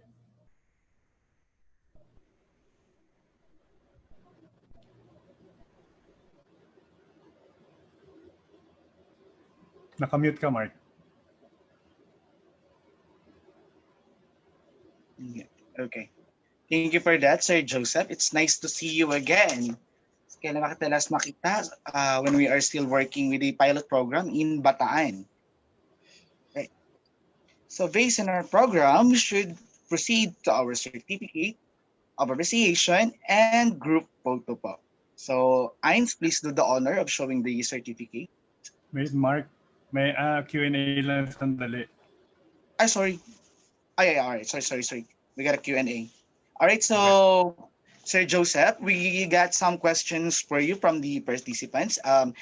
Sir Chris, do the honor, please. Okay. So, Sir JM, siguro just to clarify lang yung sa pag-route sa mga sa malasakit o sa DSWD. Ano ba yung parang how do you route patients? Parang kung mauna ba sa DSWD, tapos pag hindi kasya, pupunta sa malasakit, tapos pag hindi pa rin kasya, pupunta sa local government. Paano ba yung sistema nun para mas maliwanagan yung mga patients? Okay po. So una po, dito po sa region, meron kaming mga federation ng support group, no, yung ating TB HIV viral hepatitis support network po natin. So doon po, no, nakaipon, meron tayong tinatawag na resource pooling na lahat ng pwedeng support na pwedeng makuha sa patient po natin, involved na agencies, kasama po natin dun sa network na yon. In conformance to your question, sir, dun sa malasakit, kung meron muna dun sa local, ini-establish muna natin yon. Halimbawa, meron sa ospital na malasakit center, unahin muna yon. Doon muna in-exhaust natin kung kaya bang i-provide ng malasakit center. Kung halimbawa na hindi kaya i-provide ng malasakit center yung serbisyo, that's the time we go outside. Particularly to our DSWD regional office, nagre-refer tayo sa DSWD region, no? And then kapag halimbawa naman na masyadong malayo doon sa pasyente ang DSWD region, nire-refer siya sa mga local city social welfare and development office natin. So, paano ba yung proseso ng referral na ito? Usually, nanggagaling ang referral dapat sa mga health facilities kasi may mga kailangan ng mga dokumento. Like for example, sa DSWD region, kailangan po nila ng reseta, no? Kung ano ba ang kailangan na laboratory at kailangan may presyo kasi yon para at least alam nila kung magkano, no, yung suporta na maibibigay po nila. And then kailangan din po ng referral and usually yung certificate of indigency po natin. Nakatunayan na ang pasyente po natin ay walang kakayahan po na mai-provide na makapag-access or ma-provide sa kanya yung services po na yon. But basically po, no, kapag sila ay pumunta sa kanilang mga pasilidad, ang nagpa-facilitate na po nito or yung tumutulong sa kanila sa completion ng documents po would be the facility na po. So sila na yung tumutulong sa pagkumpleto ng documents para po, pero kapag pumunta dun sa DSWD, dapat pasyente talaga kasi may mga interview pa na ginagawa yung social welfare officer po natin when it comes to this. Okay? Okay, thank you, Sir James. Siguro one last question kasi may meeting ka rin. Siguro you mentioned kanina regarding sa may percentage of drop-off sa patients going on treatment. And which phase ba yun? Sa may diagnostic or sa treatment? And what do we think na ano ba ang cost nito? Okay po. So yung loss to follow up po natin, no, ng ating mga pasyente is at 30 to 35% kasi we're still on the validation stage nung mga iba dahil nga bumabalik sila, no. So ano yung mga naging reason, no? Una po, no, ang naging reason, remember po kasi ang ating hepatitis B, no, kahit on treatment ka, sometimes asymptomatic pa yung patient, no. So kapag wala silang nararamdaman kasi na symptoms, no, they fail to focus, no, or para bang feeling nila hindi pa urgent or hindi pa kailangan na bumalik-balik for treatment. So ito, paano ba natin tong binibigyan ng intervention? May mga mechanism na ginagawa ang mga facility, no, like for example, tinatawagan po sila, no, hinahanap po yung kanilang mga Facebook pages, no, para at least po, no, makontak po ulit yung mga patient po natin. So ine-exhaust po ng ating mga hepatitis B treatment centers ang kanilang mga iba't ibang mga pamamaraan para makontak at maibalik po sa treatment ng ating mga pasyente. Okay? And ano pa yung ginagawa natin, no, para ma-assure na mag-continue yung treatment? Gumagawa tayo ng activities for the patient. Like last year, sir, no, remember, nagkaroon tayo ng problema sa COVID, marami nawalan ng trabaho. Ang ginawa namin, nakipagtulungan kami, no, sa ating GAD program dito, yung Gender and Development Program namin dito sa region. Bali nag-provide kami ng food packs, no, about 400 food packs para sa ating mga pasyente na HIV positive and hepatitis B patients po natin. Bakit natin sila binigyan ng food packs, no? Kasi gusto na nating makatulong sa kanila. Problema nila kasi no, that time na nawalan sila ng trabaho, no. So basically, humanap tayo ng paraan ng mga agency na makakatulong sa atin o mga programang makakatulong sa atin para ma-assure na mag-continue ng treatment ang ating mga pasyente. And on that end also, critical ang magiging role ninyo as a patient support group, no, because if meron kayong konkretong information ng mga needs ng ating mga pasyente, kasi ang ating mga medical needs ay established, no, yung mga kailangan ng gamot, kailangan ng laboratory, these are already established, no. But remember, hepatitis B treatment as of now is a lifelong treatment. That's why we have to identify other issues. Ano ba yung mga issues na na-encounter ng ating mga patients on treatment aside from medical na Hepa B related issues nila? Like for example, may nagkakaproblema ba regarding mental health? Nagkakaproblema ba sila regarding employment? Kapag nabuo kasi natin tong picture na to, makakabuo din kayo ng para bang serbisyo na kakailanganin ng ating mga program manager to help them pool the resources na meron sa kanilang mga local government unit or meron sa kanilang rehiyon. Like for example, kapag pumunta ka sa isang local government unit, dapat klaro sa atin ano yung package of services ba na kailangan aside from testing, aside from laboratory, para mabigyan tayo ng pondo or para mabigyan tayo ng suporta depending on the priority and depending on the needs of the clients po natin. Okay? I think sir may question lang dito, no, regarding our prescription sa ating private physicians, no. So just a reiteration po, ang kailangan lang po namin would be referral letter and yung mga recent laboratory po natin. Hindi po original copy, okay lang po ikip nyo po yung original copies ng inyong mga laboratory. Kailangan lang po magkaroon ng basehan or ng konteksto yung ating mga receiving facility dun sa clinical history po ng pasyente natin. But basically po, kapag sinabi ni gastro yan or kapag sinabi ng hepatologist natin na needing treatment yan, usually they provide treatment to all our referred patients po natin. Thank you, Sir Chris. Over. Ayun. Thank you, Sir JM. So, yun, we agree, no? Yung talagang, yun din napansin namin is yung urgency because yung nakikita naman natin na may program ang government. I mean, not only in Region 3, masin sa mga QC and Taguig. So, parang hindi masyado nabibigyan ng value or siguro, yung sabi niyo, Sir JM, yung may ibang necessity like yung work or very busy or may iba pang dahilan. So, I think yung sabi mo nga, no, nandiyan na yung program. So, it's yung sa patient side to adhere to the treatment. So, we hope na yung mga patients ma-understand nila na very important ito na kailangan bigyan pansin, lalo na kung nandiyan yung programa. And siyempre, ito rin na yung magdudulot ng accomplishment and good recording sa mga facilities at pag nagagawa na maayos to. So, may mga question pa ba tayo? Ano? Yes, sir. Sir, just to point that out, no, napakaganda kasi nung sinabi mo, sir. Critical din dito siguro yung magkaroon tayo ng mga successful stories kasi kailangan magkaroon ng mukha ng isang hepatitis B patient. No? Ito rin kasi yung magbibigay ng, alam mo yun, kapag kasi may representation, like for example, Yellow Warrior is a very good, no, and high impact representation ng mga hepatitis B patients natin. But basically, they want to hear stories. No? Minsan kasi kailangan nilang makita na meron silang kasama yung mga pasyente natin, meron silang meron silang kasama dun sa kanilang journey na hindi lang sila nakakaranas nito at in such cases na maranasan nila ito, may tutulong din sa kanila. So I hope that ma-establish pa natin yun eventually, no, through your reach. No? Alam ko naman very supportive kayo to all these activities and we are hopeful that we are to intensify this even here in Region 3. Kasi po marami na, halos ilang pasyente na on treatment namin, more than 100 na po. No? These are patients also that are needing your assistance in our region and I'm sure that you will be providing that with us in the partnership that we'll be having in the next few years. Thank you, Sir Chris. Over. Yes, Sir GM. Ano yan, talagang nasa pipeline. Actually, ginagawa na namin yan ngayon. So, those who are really, voluntarily or really needing our help, binubuo na namin yung mga groups sa area. So, para at least, no, talagang may support. And we are also calling for yung mga patients na nadaanan na yung process kasi very important yun para makita rin ng ibang tao na hindi naman mahirap ma-access. Although it's not a one-day processing na ibig sabihin pagpunta mo mamaya 1 hour lalabas ka na tapos na lahat. So alam naman natin hindi mangyayari yun. Pero at least, di ba, pag pumunta naman tayo sa private, ganun din naman. Hindi rin naman one-stop shop lahat. So dapat maintindihan ng mga patients na we have to go to the process. And the process is very, na ginawa ng napakasimple. Di ba? Hindi na napakahaba, hindi na kailangan pabalik-balik. Yun.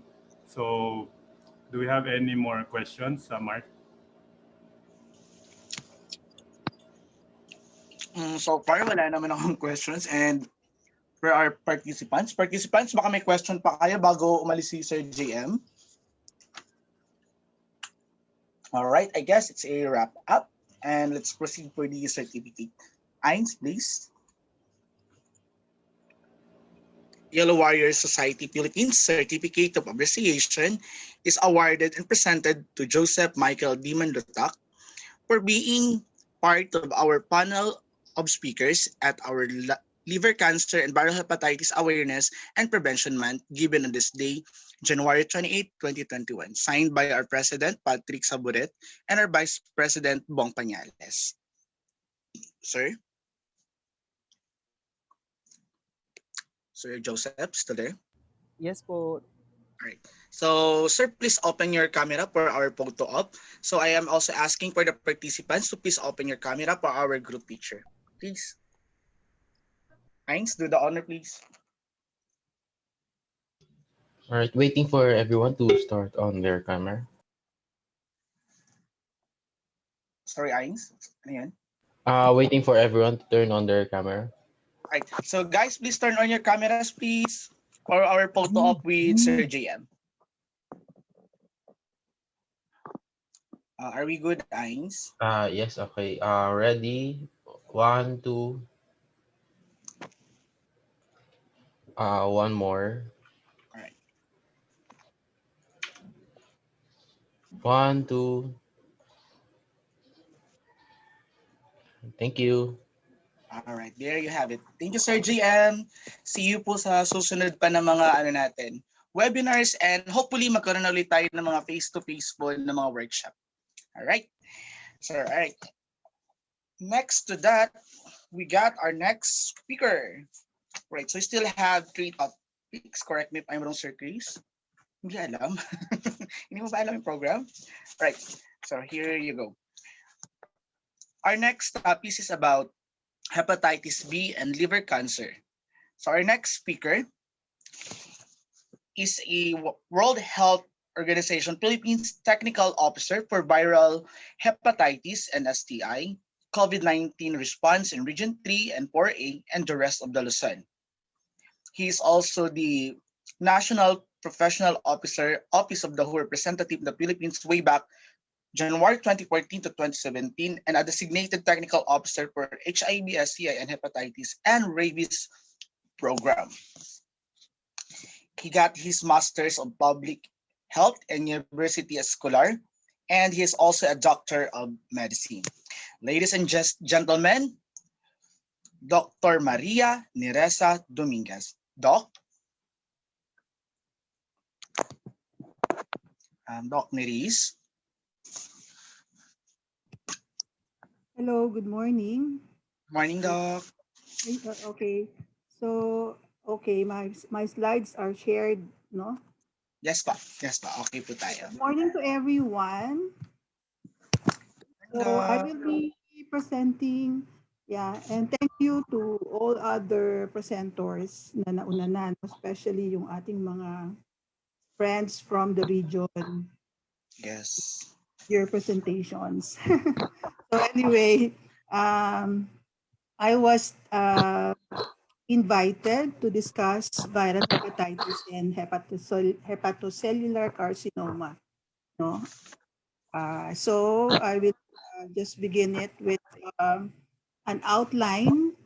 I will be presenting the burden of viral hepatitis B and C at the global, regional, and country level, and then liver cancer at the global and country level as well, and then the global elimination strategy. So why are these diseases being discussed together? No, so next, please. Okay, so the the global situation of viral hepatitis shown in this bar graph, and we can see that the Western Pacific region contributes about 40% of the global burden, no? And it is very glaring that hepatitis B in blue is really very high in all the countries, no? And you can see the discrepancy with regards to the prevalence. So it's really a public health problem that needs to be seriously addressed. Next, please. And for the different countries, these are the countries in the Western Pacific region. You can see in green, hepatitis B and C prevalence, hepatitis B prevalence, and then the C is it in orange in your, so it's in orange, no? And you can see that PNG is the highest for hepatitis B with a prevalence of 14.6, followed by the Philippines, no? 10%. Actually, these are estimates because as we all know, or for your information, the reporting of viral hepatitis B and C is really not so good. It's even non-existing in some of the regions of the country. So this is one area that we need really to strengthen, no? Yung reporting and recording of the incidence or the prevalence of viral hepatitis, and so that we can analyze the data with regards to its association with cirrhosis and carcinoma, no? So next, please. So with regards to liver cancer, you can see also from the map, no, that the greater the color of blue is that means that the more prevalent hepatitis B and liver cancer is, no. So you can see from the map the very dark blue in the Western Pacific region, no. So you can see that a big one is China and Mongolia. The Philippines is also in dark blue. So when it comes to deaths, you can see from the orange map, no, na it is directly proportional. That means the more cases of hepatitis, viral hepatitis, the more cases of liver cancer, the more deaths there are, no, reported deaths. This data is 2018. So you can see the direct proportion of the incidence or prevalence of liver cancer and its relation to death, no? Next, please. And for the country listed down here, on the first side, on the left side, are the different countries in the Western Pacific. And you can see that we are number 11. This is 2018 data. And Mongolia and Vietnam ranks the highest. However, when you look at the global picture, you can see in red color the names of the country that are in top 11. And you can see that 6 out of the 11 countries are coming from the Western Pacific region. So that's how heavy the burden of liver cancer is in our region. Next, please. And this slide is for in the Philippines, no? This is part, I think, I got it from our lecture, no, during our training as provided by the Hepatology Society of the Philippines. So from here, you can see that the liver CA in the Philippines is the fourth leading cancer site, the liver. And then it is the second leading cause of cancer death. So yung red are the deaths, the blue are the cancer incidence or prevalence. So it is second to lung cancer. So that means, no, yung ating cancer kasi, when we see it, usually it's already at the later stage. So treatment, diagnosis and treatment is quite late already. No? You can see from here, yung thyroid, yung prostate, have less death. No? That means maybe it's earlier seen kasi may bukol, di ba? May bukol ang thyroid, may bukol ang breast, and prostate, nahihirapan silang umihi. So those can be an early signs that they go to the physician for proper diagnosis. At itong mga organs na to ay pwedeng matanggal, no? Pwedeng matanggal natin prostate, ang thyroid, ang breast. But for the liver, ang sabi nga natin sa mga lecture natin sa training, pag wala kang liver, wala ka ng life, no? So most likely, death is imminent or hindi natin na mape-prevent ang death when it is liver cancer. Next, please. So this is a study done in Lyon, no, WHO supported, and some of these are estimates just to see the relation of viral hepatitis B and C with the global incidence of hepatocellular carcinoma. As I have mentioned, very limited ang data. That's why we are doing also studies with regards to a more near reality estimation also. So you can see from the map, just look at the scale of the color, no? The higher the darker the color, you can see that the heavier is the burden of hepatocellular carcinoma attributable to hepatitis B and C. And it shows there that China and Eastern Asia are having the darkest color. However, for hepatitis C in the pink map, you can see that those in darker color are more of the high-income countries, no? Meron tayo dito makikita na dark purple. I think that one is what is this? In the Western Pacific region, it's Mongolia. Mongolia's hepatitis C is attributed to the past practices of not so safe injection. No? It's about safe injection practices, so that there was a high prevalence or incidence of hepatitis C in Mongolia, aside from the high income countries. Next, please. Okay, for the Philippines, this is also part of our lecture during our training in Region 3 and NCR, no? For the hepatitis B pilot demonstration project. So it shows here that the data from Cebu in 1998 is showing that more than 50% of liver cancer was contributed by hepatitis B. And in 2014, the study in NKI and PGH showed that chronic hepatitis B contributed 52% of the liver cancer, and in the medical city, 33%.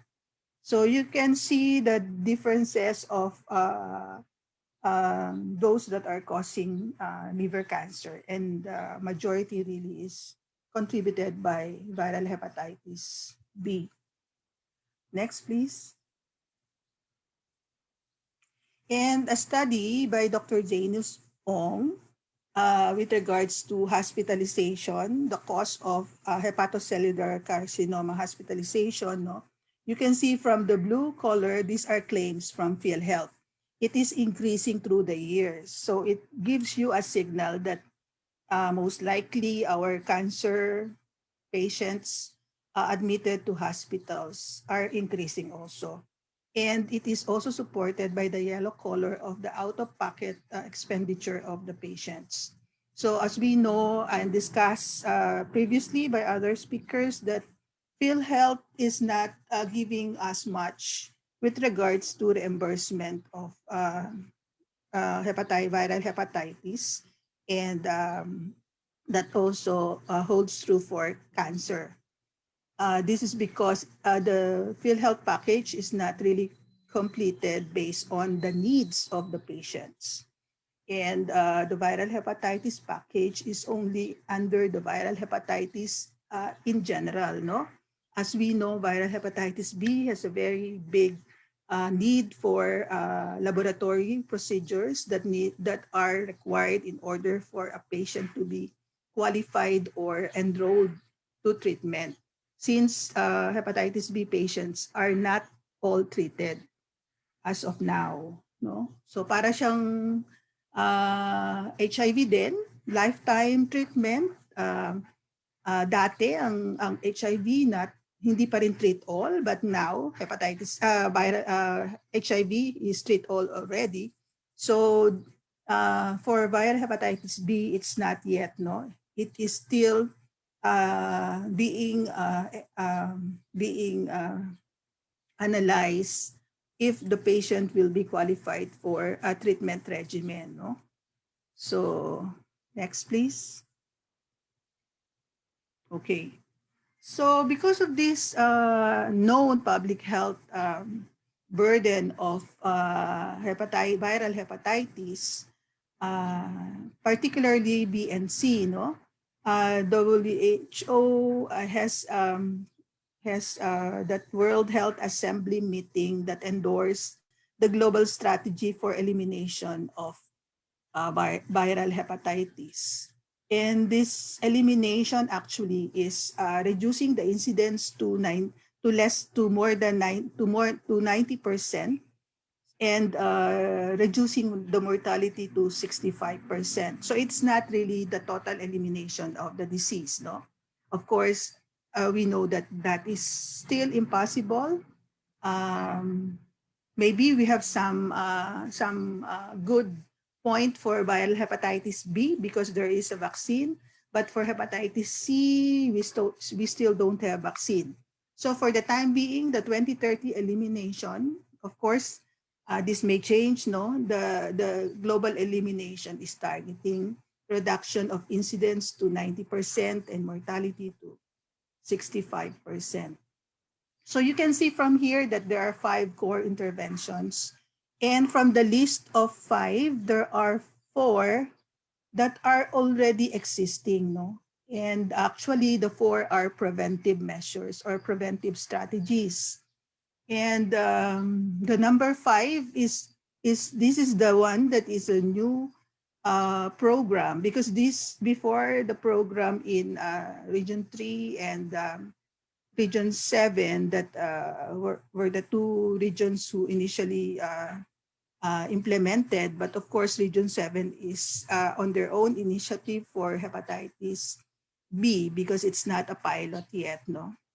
But I think Region 3 has a very good example already of how a national implementation of viral hepatitis B and C. So we're going to make it siguro including hepatitis C. No, I just am not sure with the Department of Health. It's the decision that has to be made by the committee, that is assisting the DOH with regards to this national scale up. So this is about testing and treatment, no? So you heard about the implementation as presented by JM and by Dr. Van, no? So ito yung ating mga targets listed here. And my presentation will be on this strategy, will be discussing more on the prevention. So next, please. Okay. So this is a very important intervention because it must be people-centered, because it's a life course approach. And from birth, which is the routine immunization, we have already the birth dose, no?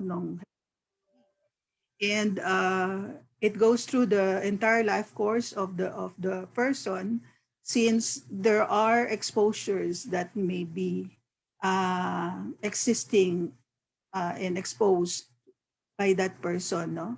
And the last one that was listed here is, of course, the prevention of sequelae or uh, cancer and cirrhosis, because we all know that viral hepatitis can lead to cirrhosis and cancer.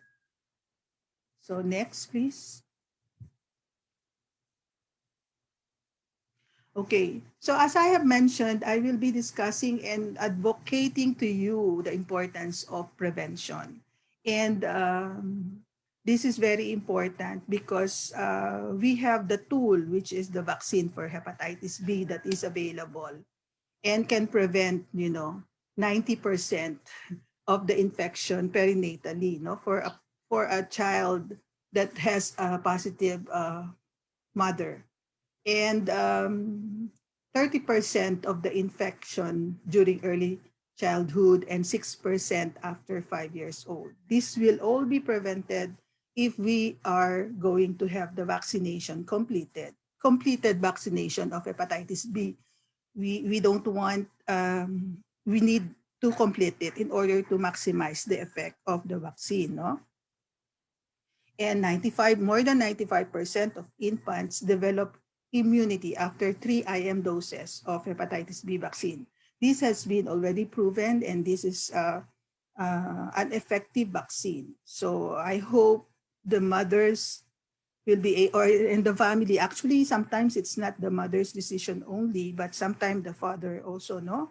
The father doesn't want, or even religious beliefs are also contributing to the access to the vaccination, not only viral hepatitis B, but also the whole course of vaccination for the child. Okay, so next, please. So this will show you yung mga subsequent also slides will show you that the 3 doses of viral hepatitis B vaccine is very effective. So in the region, Western Pacific, actually we have a high coverage already, but it's the region, no? There are countries with that contributes to this high coverage, but later you will see the Philippines. So next, please. Next, please. Okay. So you can see the impact of vaccine coverage, no, in the Western Pacific region. Yung ating blue is the vaccine third dose, and yung ating orange is the vaccine birth dose. Medyo mababa pa yung birth dose natin. And the black line will show you that the chronic infection is inversely proportional whenever there is vaccine, no, completed vaccine. So the effectiveness of the vaccine can really be seen in this graph, no? Inversely, inversely proportional. So next, please. And also from this map, you can see that on the left side, very dark brown yung ating mga countries, no? However, this is before vaccine introduction of hepatitis B. And then after vaccination introduction and a number of years wherein it was implemented until 2014, you can see the very significant reduction, no? Yung dark brown naging light brown already. So that also gives you the explanation that this is really a very effective vaccine. Next, please. And this is the different countries that is covering the hepatitis B birth dose, no? So the coverage for the Philippines is still low compared to the other countries. And we are targeting actually 90%, no? So we hope to improve it. I think it is a realization that has to be on the side of the patient or on the side of the population, that they really have to access the services and demand for the service. As JM said, no, let's have our voice be heard, especially our partners, no, yung ating mga Yellow Warrior Society that uh, they have to assist our people to understand better that immunization or vaccination has a very important role to prevent hepatitis B. Okay, so next please. And the third dose also is quite low at 79%. We are also targeting 90%. Actually, the Philippines is targeting 95%. So we are way behind still. We are the third lowest, no, in the region. Next, please. As I have mentioned, it's really very important to to complete your 3 doses. The birth dose plus the 3 doses as the program of the expanded program on immunization is providing. No, actually, we have the birth dose, we have the 3 doses after the birth dose. No, and you can see from here that 98 to 100% protection is provided if you complete all the immunization schedule. So next, please. Okay. So I just want to emphasize here that the childhood vaccination of hepatitis B plays a very important role of protection rather than getting it at adult immunization. Alam naman natin na meron tayong bakuna for adults, di ba? At your own cost, of course, because this is not a program of the Department of Health. No, so or even the local government. The local government should take on this kind of approach if there is a need. No, they have to prioritize also kasi may available tool or services that can be provided. So there is a lower response with regards to vaccination of older people. No, you can see from below that when you get it at 40 to 49 years old, you have only more than 90% protection, and then at a later age, it's even lower. So next, please. These are the list of adults that are at high risk and can be considered for hepatitis B vaccination. No? We all know na yung mga ating mga dialysis patient, yung ating mga organ transplant needs protection, yung mga immunocompromised. No? And you can look at the list. I will not read it anymore. But it's really very important just to mention about the healthcare workers that should also be protected. In the past years, I don't know when did it start, the schools are requiring our medical and nursing, no, maybe even midwives and other allied medical professions to get their hepatitis B status and be vaccinated if they are still negative for hepatitis B, no? So, and it is also very important in this, you have to be able to also assess the hepatitis B condition of the sexual contact, no? And even the household of the positive, especially if the mother is the one positive, no? It may have been given to or passed on to the children. Okay, so next, please.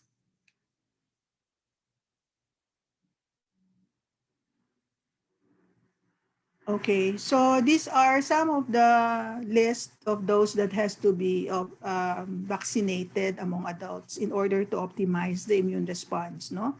Binibigyan lang ng pansin dito yung as I have mentioned, no? Ang hindi ko lang na-mention, I think yung HIV positive, I have mentioned already the immunocompromised and those that are the mothers that becomes pregnant, no? Hindi lang naman sa isang pregnancy yan, but it can be passed on to subsequent pregnancy depending on when the mother got the disease, the hepatitis B, no?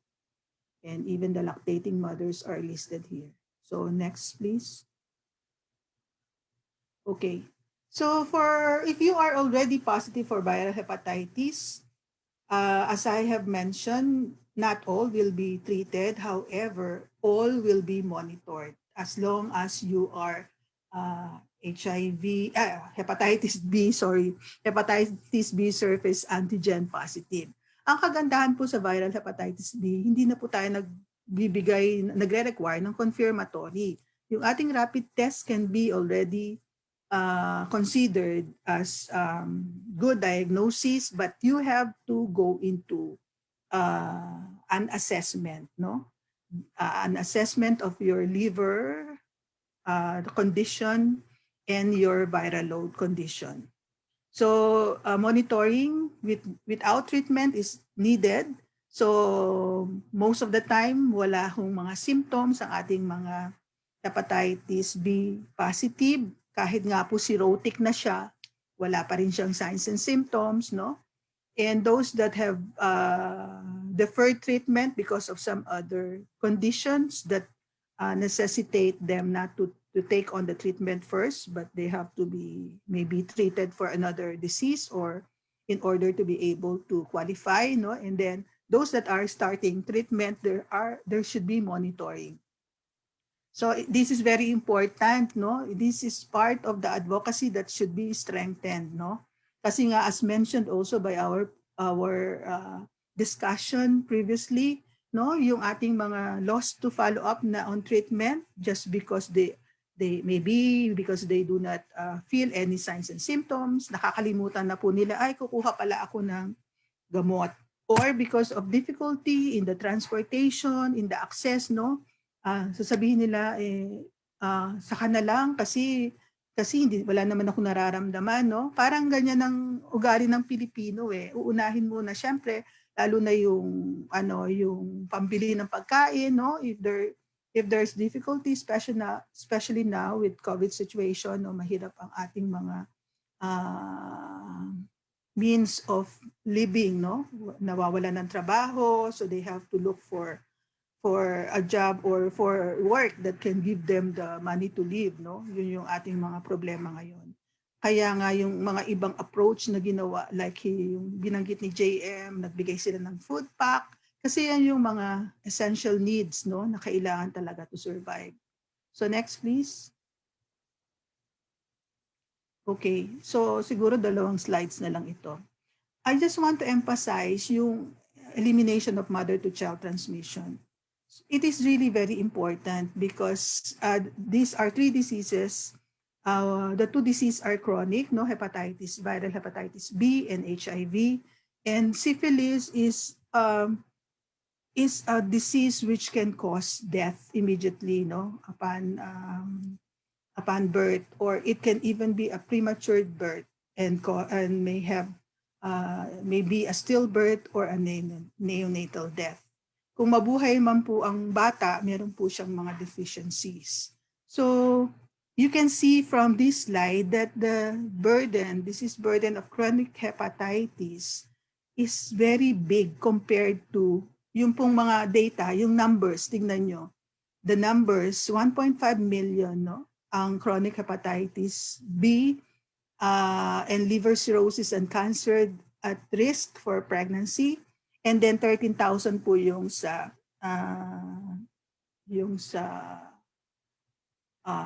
early childhood death because of possible for these 3 diseases. And even yung ating stillbirth, 64,000. So you can see the importance really of eliminating these 3 diseases, because all these diseases can be passed on to the unborn child, no? And these are preventable diseases, and this is only through screening of the mother, no, and providing them medicines that can decrease their viral load, no, giving them the medicine earlier so that they can prepare for prevention of transmitting it to the unborn child, no? Kasi the treatment can give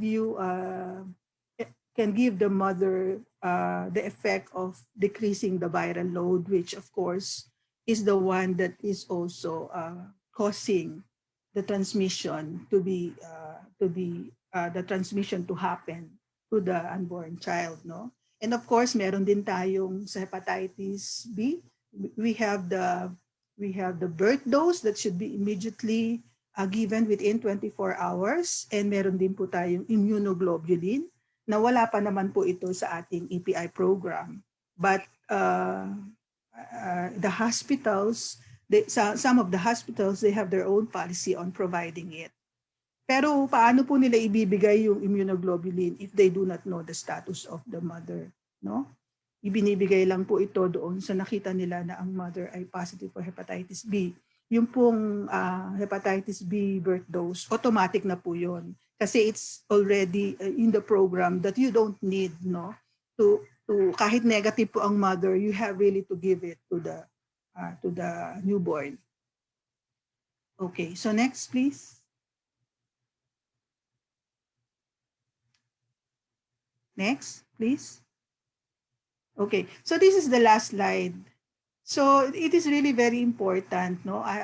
This is just reiterating that immunization is very important, and testing, knowing the status of the mother, like in the antenatal care, this can be the entry point into testing, care, and treatment for pregnant women and prevent chronic hepatitis B, or if there is already chronic hepatitis B in the mother, she can be treated during pregnancy and then continue on, no, after pregnancy, and testing their family, the family of that mother that is positive, and the household members, because this is transmitted through sex and through birth, no. So it is really very important to have this kind of case finding, no. Hindi lang tayo titigil sa pregnant mother, but kailangan natin makita ang complete household niya. And doon sa baba, you can see that the effects or the benefits of having the hepatitis B immunization, no? And the antiviral prophylaxis for pregnant women. May lumabas na po na bagong document ang WHO with regards to pregnant women. Siya lang po ang tinatalakay kasi before ang ating pong mga documents from WHO, kalat-kalat po yung about pregnant women. So now, the pregnant women has been prioritized in order to have a more direct policy guide with regards to managing pregnant women. And of course, the linkage to care really is very important to be early in order to prevent complication. As we all know, the complications are cirrhosis and hepatocellular carcinoma, which can lead to death, no, mortality. Kasi most of the time, it's really very late already. So if we will detect early, we will also prevent. We will prevent the cirrhosis and the hepatocellular carcinoma from occurring, no, as a sequelae of this early detection. So I hope na you are able to understand better why it is very important that early detection of viral hepatitis is warranted, no? Hepatitis C is treatable or can be cured, no? Ang problema mo lang, hepatitis C, pwede rin naman siyang ma-reintroduce, no? If you keep on using the syringe and needles, especially for injecting drug users that are not one-time use, no? So, and shared, especially those that are shared. So, importante rin po na mabigyan sila ng information about the use of clean syringe and needle. Kung hindi man po natin sila mapigil, no, na gumamit ng injectable drugs, which is a long-term war with regards to, or not war because it's parang about drugs yon na in general, but it's more of public health, addressing the public health security of those people that are injecting. Alam naman po natin na hindi agad yan natatanggal sa sistema nila. So it warranted partnership with several people. But for hepatitis B, I think the population, even simple person can contribute because it's very much preventable, no? Ang kailangan lang po talaga is awareness and understanding how to prevent viral hepatitis B. Next, I think this is the last slide. Thank you.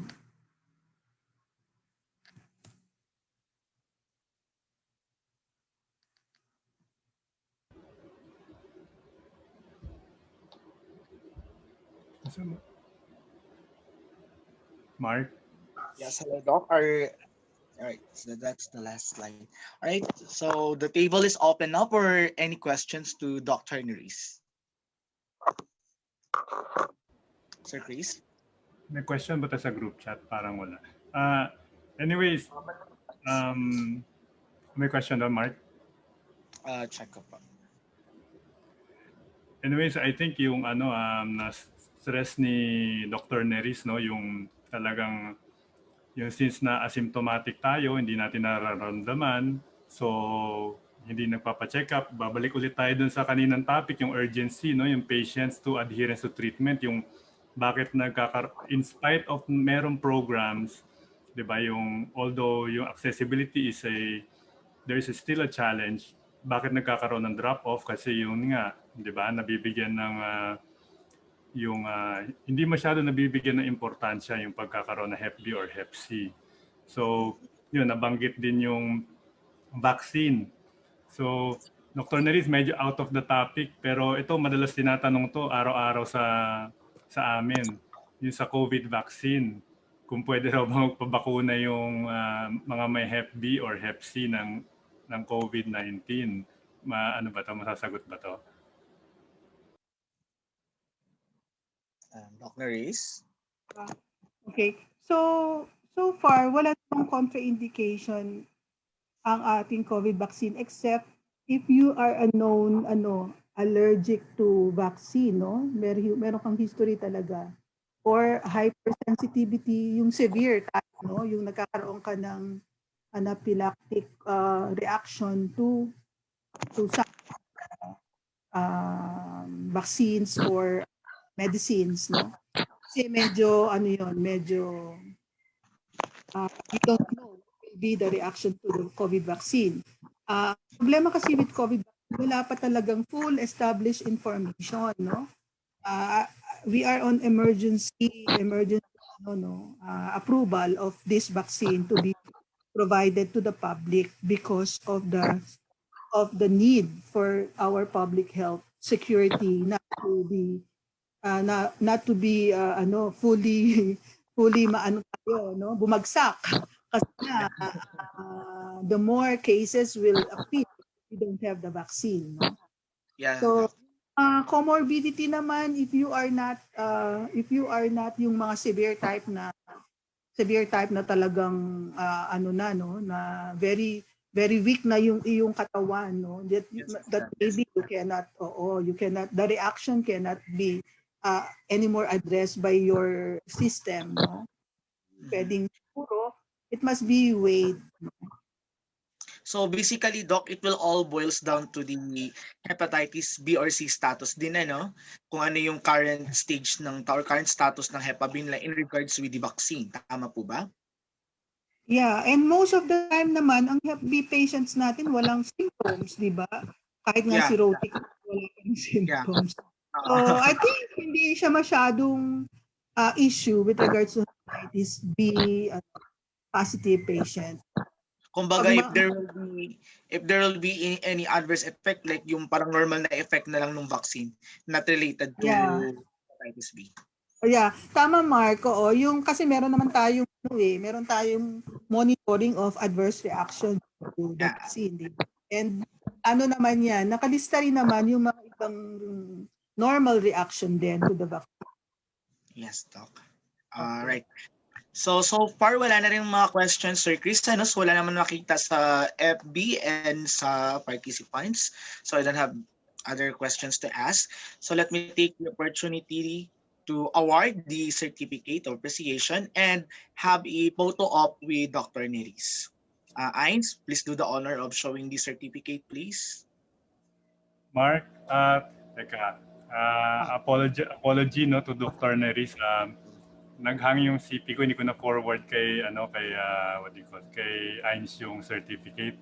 So I'll just forward it via email, Dr. Neris. So, sorry for that, my mistake. Can we request photo op na lang muna, Dr. Neris? Alright. So, Yes, okay. No problem. participants, please open your camera for the photo op with Dr. Neris. And by the way, Dr. Neris is working closely with us, YWSP. So, yun. Kaibigan natin si Dr. Neris sa YWSP. And we are looking forward for another workshop with Dr. Neris. So, hopefully next year, magkaroon na ulit tayo ng mga face-to-face workshop, Dr. Neris. Can't wait to hear you again. Yes, oo nga. Alright, so Ains, okay na ba? Open na ba mga camera? Yes, opening cameras and ready po. 1, 2, 3, smile.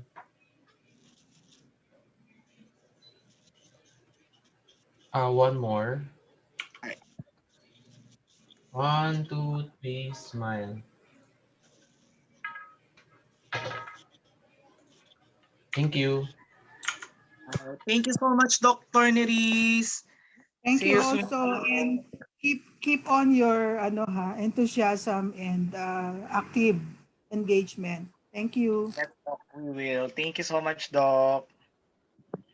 All right. Now let's proceed to our next speaker. Hang on po ha. Wait lang po. Medyo nag-loading po yung ating gadget. Let me look for the... Right. So habang piniprepare pa ni Ains yung ni Doc. Wait lang po.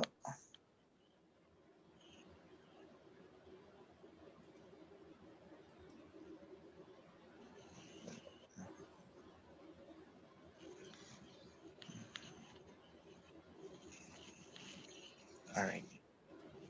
So one moment and wait lang po ha. Sorry for the technicalities. Alright. So our next speaker, he will be talking about cirrhosis and liver cancer.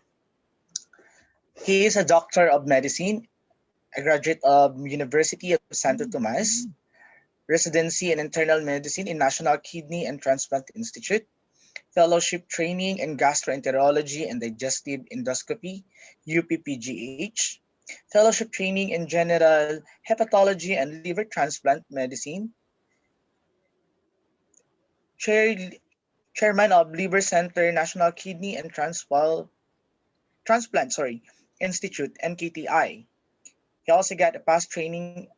He's also the past training officer of the Department of Internal Medicine, National Kidney Transplant Institute, and past president of Hepatology Society of the Philippines. Ladies and gentlemen, Dr. Jade D. Hamias. Doc.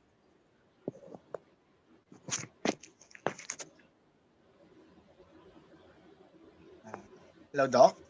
Ains, audible ba si Doc? Naka-mute pa. Naka-mute ka, Doc. I think I muted myself. Unmuted. Yeah, okay na. All right, Doc. Sorry. Loud and clear. Okay, good morning to the members of the Yellow Warriors of Society of the Philippines.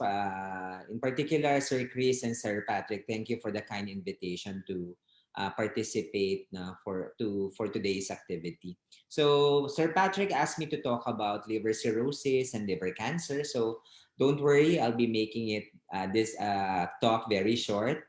Okay. So first, we'll be tackling about liver cirrhosis. Okay. So first, how do we define liver cirrhosis? No, so sa Tagalog, ang liver cirrhosis is just pagpepeklat ng ating atay, or it's just scarring and fibrosis of the liver caused by long-term or chronic liver damage, no, particularly pag namamaga or may hepatitis. And as it progresses, more and more of this scar tissue is formed. And as a result of that, it can ultimately affect the function of the liver. So pwede mag-develop ng liver failure. And as such, when the patient reaches the stage of advanced cirrhosis, meaning there are signs and symptoms of liver failure, it can be life-threatening o pwedeng ikamatay ng pasyente yon. Okay? So what are the causes of liver cirrhosis? I'm pretty sure you're all familiar with this. No? So any underlying liver disease that can cause chronic hepatitis can potentially result to liver cirrhosis. No? So among them are chronic viral hepatitis, particularly chronic hepatitis B and hepatitis C. Of course, we all know that alcohol can cause cirrhosis also. And now, so globally, it's I think the number one cause of liver disease, yung tinatawag nating non-alcoholic fatty liver disease. So, ito yung fatty liver disease, meaning nababalot ng taba yung atay in someone who is not consuming significant amount of alcohol. Some of the other uncommon causes of liver cirrhosis or pagpepeklat ng atay would be your autoimmune hepatitis and others, like yung mga metabolic diseases of the liver like Wilson's disease, hereditary hemochromatosis, at yung mga tinatawag nating causes of cholestatic or biliary cirrhosis like your primary biliary cirrhosis and primary sclerosing cholangitis, which are very uncommon. So, okay. So, paano ba nagkakaroon ng liver cirrhosis? So, as you can see here, so to the left of this slide, are the various causes of liver injury, yung nagkukos ng hepatitis sa liver. So, as a result of this chronic liver injury, so in response to that, the liver develops scar tissue or fibrosis. So, pag yung buong atay nagkaroon na ng scar tissue or fibrosis, as I mentioned in my earlier slide, then this can result to liver cirrhosis. And as you will see later, may connection ng liver cirrhosis because as you will realize later in my presentation that liver cirrhosis is a risk factor or the most common risk factor for the development of liver cancer o yung bukol sa atay, as you can see in this figure. Okay.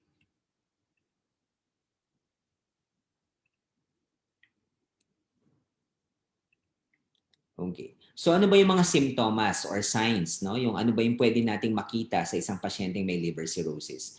Nabanggit kanina ni Dr. Dominguez na that a great majority of patient will not feel anything, So asymptomatic or walang simptomas. But in the general population of patients with liver cirrhosis, most of them will complain of some form of generalized body weakness. Nanghihina sila, madali silang mapagod or easy fatigability. Some of them may complain ng anorexia o kawalan ng ganang kumain. And in those patients with obvious signs of liver failure, some of them pwedeng manilaw, So, or yung tinatawag nating jaundice, Particularly yung white portion ng kanilang mata at ng kanilang balat. And some of them may develop enlargement of the abdomen, So, or paglaki ng tiyan as a result of fluid accumulation, So, I'll be showing you a picture of a patient with significant ascites, or accumulation of fluid in the abdomen. And some of these patients may present with edema or pagmamanas, particularly sa binte or sa paa, or sa lower extremities. Okay, so what are the complications of liver cirrhosis? So, ang complication ng liver cirrhosis is related to a particular function that has been affected already by the scar tissue that has developed in the liver. So, ilan sa mga common complication of liver cirrhosis is yung one, pagsusuka ng dugo or pagdumi ng dugo. Ito yung tinatawag nating gastrointestinal bleeding from esophageal varices or gastric varices. So ano bang itsura nito mga gastric or esophageal varices? So para silang mga varicose veins. So kung alam nyo yung familiar, malaking ugat na usually nakikita natin sa binte. Parang ganun sila. It's tortuous. Para silang ahas. Parang ikot-ikot na malalaki yung ugat. And as a complication, it can rupture and then cause gastrointestinal bleeding. So as I mentioned also, as a result of liver cirrhosis, isa sa mga naaapektuhan yung capability of the liver to produce albumin. So ang albumin ang nag-hold ng water sa ugat natin, and if the albumin is mababa, then this can result to ascites and edema o yung paglaki or fluid accumulation sa abdominal cavity at ang pagmamanas. And then one of the other function of the liver is to get rid of your bilirubin, no? So yung basura na isa sa mga tinatanggal ng atay, at dahil nga naaapektuhan ng pagpepeklat ng atay yung capability of that liver to excrete this particular trash, no? So ito yung nagsasanhi ng paninilaw ng isang pasyente or jaundice. And then another thing is one of the other substance that is being excreted by the liver is yung tinatawag nating urea, no? So ang urea cycle nanggagaling it is one of the function that is being carried out by the liver. So yung urea is nanggagaling yan sa ammonia, no? So yung ammonia, as it goes to the liver, being metabolized by the liver to urea para less maging toxic sa katawan. Since ang atay ay sira na, the liver is unable to metabolize the ammonia. So ito yung magsasanhi ng tinatawag nating confusion or even coma in someone with liver cirrhosis. At ang tawag natin doon is liver encephalopathy or hepatic encephalopathy. And I mentioned earlier na one of the other dreaded complications of liver cirrhosis is the development of liver cancer. No? So, and then we will be discussing that a little later in my presentation. Okay, just to show to you kung ano ba nga yung tsura ng sinasabi nating esophageal varices. No? This is the esophagus. Ito yung unang dinadaanan ng pagkain. So makikita nyo may mga ugat. No? So ito medyo maliit pa, pero pwede siyang lumaki ng katulad nito. No? It's tortuous, nodular, may ugat na may mga pula-pula, na mga cherry red spot. Mga yan ang posibleng pumutok at magsanhi ng pagdudugo. So yan yung pagsusuka na minsan mangyayari din ang isang pasyenteng may liver cirrhosis, pwedeng dumumi ng may dugo. Okay? Okay, so ganito ang ginagawa namin is how we treat or manage patients with esophageal varices. Ang tawag natin dito, rubber band ligation. So it's being done through a scope or endoscope that is inserted through the mouth. And yan, actually naglalagay kami ng goma or rubber band do sa mga ugat. No, at the end of the procedure, it will appear this way para at least you will have an idea how we manage such. No? So naglalagay tayo ng goma or rubber band. Okay, so ito yung sinasabi natin kaninang accumulation of fluid so sa abdominal cavity of someone with liver cirrhosis. No? So ang tawag natin dyan is ascites, and it can actually go this much. No? Nakita nyo yung pusod ng pasyente, no? Nakalabas na. Okay. And then how do we manage such? Like usually, we instruct our patient to limit salt intake. Pinagbabawalan natin silang kumain ng maalat. No, so binibigyan natin ng mga pampaihi or diuretics in the form of furosemide and spironolactone. So hindi namin kadalasang ina-advise na to limit fluid intake unless yung kanilang sodium or yung asin ng kanilang katawan is less than 125, and that's the time that we advise them to limit fluid intake. And kung hindi makuha ng mga pampaihi, no, your diuretics, then we might resort to paracentesis. Ito yung may needle na itinutusok sa abdominal cavity para ma-aspirate natin yung tubig na nag-accumulate sa tiyan or abdominal cavity ng isang taong may liver cirrhosis na may ascites. Okay?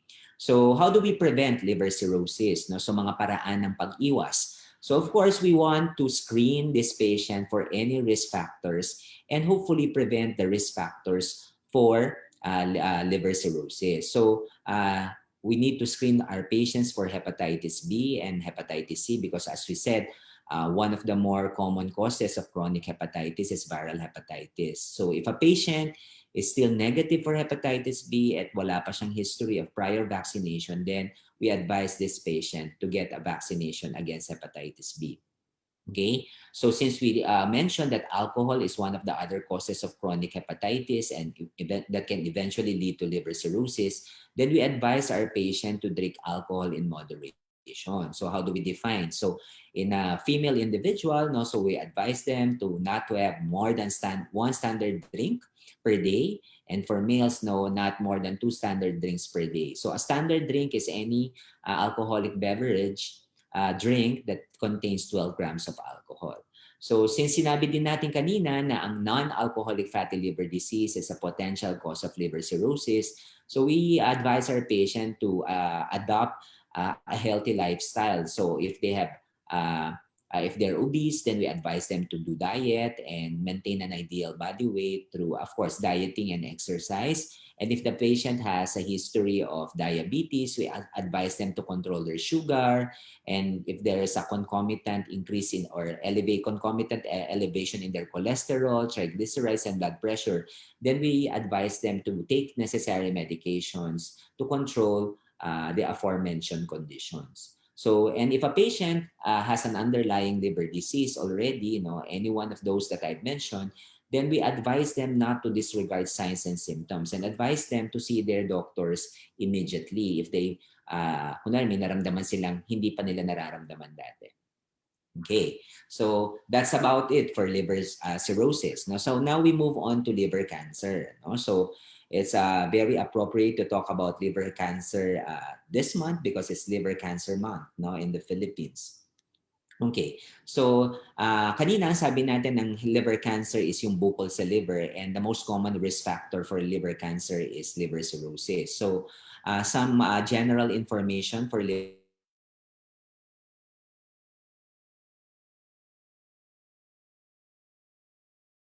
it comprises to up to 80% of the total of the liver cancers. And globally, it's the sixth most common cancer. No? So, pang-anim sa pinakakaraniwang cancer sa buong mundo.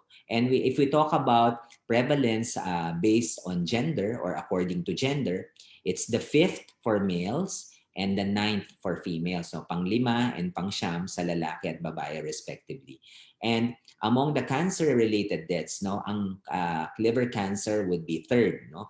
Third among the most common cause of cancer-related deaths. And globally, no, makikita nyo dito, no, more than 800,000 new cases ang nadadiagnose every year, no? And it's more common among males, no, with a male-female ratio of 4:1, and male individual has a threefold higher risk of developing liver cancer, no, compared to their female counterparts. Okay, so ang chance of getting liver cancer increases with age, with a peak age between 35 to 75 years of age.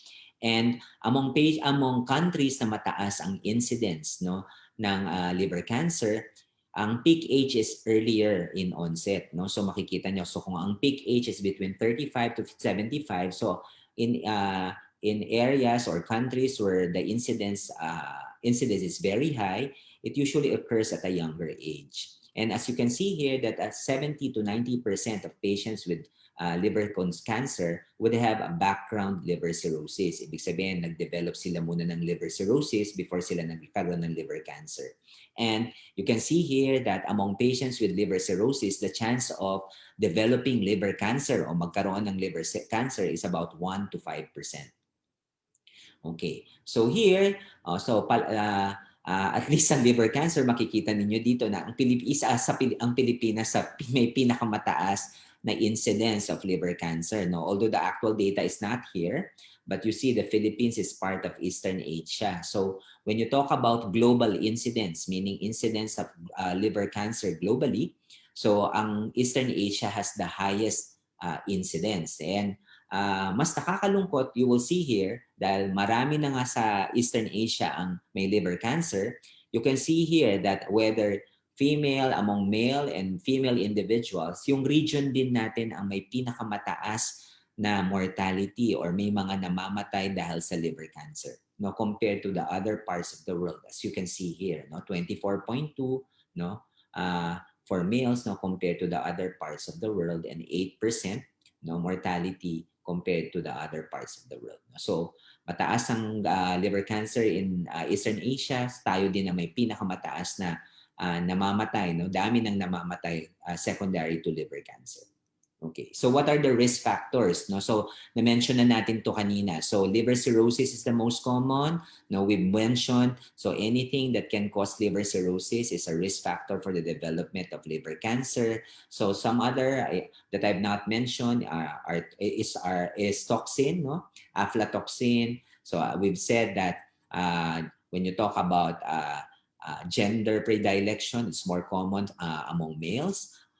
It's all common among older individuals. And then it's becoming more common among diabetic individuals and those patients who are obese. No? So because these two conditions are associated with another cause of liver cirrhosis, which is non-alcoholic steatohepatitis or fatty liver. Okay. So paano ba nagkakaroon ng liver cancer? So nakita nyo na kanina tong dalawang ito, no? At actually itong slide na to, this is just a different presentation. So everything will start with an injury, no, from any of the other from any of the causes that I've mentioned. So a patient will develop chronic hepatitis or pamamaga ng atay. This will ultimately lead to liver cirrhosis or pagpepeklatan ng atay, and that will be a risk factor to develop liver cancer, no? So as you can see here in this slide. Okay. So, ano ba yung posibleng maramdaman or clinical features ng someone na may liver cancer? So, parang liver cirrhosis din po, no, a great majority of this patient initially will not develop any symptoms. If they do, so the most common will be this triad, no? So, sakit ng tiyan, particularly do sa tinatawag nating right upper quadrant area. So, sa kanan, sa may bandang itaas, no? So, malapit sa ribs. Okay? Nangangayayat yung mga pasyente or weight loss. And dahil tinutubuan ng atay, ng bukol ng atay, so a great majority of this patient would present with an enlarged liver or hepatomegaly. So, do sa mga pasyenteng may liver cirrhosis, isa sa mga karaniwang manifestation of liver cancer if they suddenly develop signs and symptoms of liver failure o yung tinatawag nating hepatic decompensation. So, in the great majority of patients that I see in my clinic, so bukod sa pananakit ng tiyan, so yung iba biglang naninilaw at nagde-develop sila ng fluid accumulation in their tummy or abdominal cavity. So that's the most common manifestation of decompensation, no, among cirrhotic patients who suddenly develop liver cancer. Okay, so we've mentioned this, no? So some of them can present with gastrointestinal hemorrhage, no? Pwede silang sumuka ng dugo or dumumi ng may dugo. Or some of them may develop, pag malaki masyado ang bukol, pwedeng pumutok or mag-tumor rupture and mag-accumulate ang blood sa kanilang abdominal cavity. Okay, so as I've said, no, some of this, a minority of this patient would be asymptomatic at presentation. So this is very common. Usually, pag maliliit ang bukol, they don't feel anything, and in the great majority of patients, this is incidentally found. Meaning, alam na namin may liver cirrhosis sila, ini-screen and sinisurvey namin ng atay nila kung nagde-develop na sila ng liver cancer kasi sinabi natin kanina na ang liver cirrhosis is a risk factor for liver cancer. Kaya we do regular survey of their liver para mahuli natin ng mas maaga ang kanilang liver cancer kung magde-develop na. So some manifestation related to the cancer itself, like your paraneoplastic syndrome, but it's not very common. So mas nagiging mapula ang kanilang dugo, no, dahil tumataas yung tinatawag nating erythrocytosis. No, some of these patients will develop pagbaba ng blood sugar nila, no, hypoglycemia, and pagtaas ng isa sa mga asin sa katawan or calcium. So what we call hypercalcemia. Okay. So yung mga hindi karaniwang presentation, some of this patient hindi matukoy kung they present with fever, no? So and then after all the workups, we cannot find any reason why they develop fever. So dito yung tinatawag nating fever of unknown origin. So minsan they present with a clot in their blood vessel, no, particularly do sa mga outflow tract ng liver, yung tinatawag nating hepatic veins. So they can develop Budd-Chiari syndrome, then suddenly they develop massive accumulation of fluid in their tummy, and then jaundice, and then pagtatae sometimes. So, but again, these are uncommon presentation of liver cancer. Okay. So, how do we prevent? No? Paano ba tayo makakaiwas ng pagkakaroon ng liver cancer? No? So, katulad din po ng liver cirrhosis, no? We want to reduce our risk for developing cirrhosis. Then we can only do that if we screen our patient for risk factors. No? Again, so we cannot really overemphasize that healthy living or taking care of your liver is very important. No? So maintain a healthy weight and healthy lifestyle for you to be able to prevent development of non-alcoholic fatty liver disease. Kung kayo po hindi pa nababakunahan at negative pa for hepatitis B, then we need to tell our patients na they need to receive hepatitis B vaccination. O kung kayo man po ay merong hepatitis B at currently ay naggagamot, huwag pong ihinto ang inyo pong paggagamot kasi that can decrease your risk to develop liver cancer or even liver cirrhosis. No? So, and in someone with an underlying liver disease already, no? So maganda ring ma-advise sila that they, as much as possible, if they can abstain from drinking alcohol, then that would be the most appropriate approach, no? Particularly nga sa mga pasyenteng may underlying liver disease na.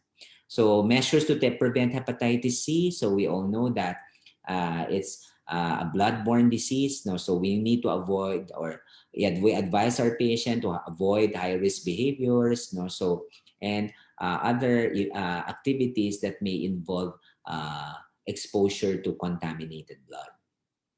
Okay? So how do we do liver cancer screening? So sa mga patient na may chronic hepatitis B, kung ikaw ay male, no, or lalaki more than 40 years, kahit wala ka pang liver cirrhosis, you need to undergo liver cancer screening and eventually liver cancer surveillance. No? So you will see later paano ba natin ginagawa yung screening and surveillance. So kung ikaw naman ay may chronic hepatitis B at ikaw ay babae, so pag ikaw ay tumungtong na ng more than 50 years old, then you need to have a liver cancer screening. Of course, mas lalo na po kung kayo ay may hepatitis B at may liver cirrhosis, at kung isa sa mga miyembro ng inyong pamilya ay nagkaroon na ng early onset liver cirrhosis at nagkaroon ng liver cancer, then regardless of your age, then you need to probably be screened and do, subsequently surveillance for liver cancer.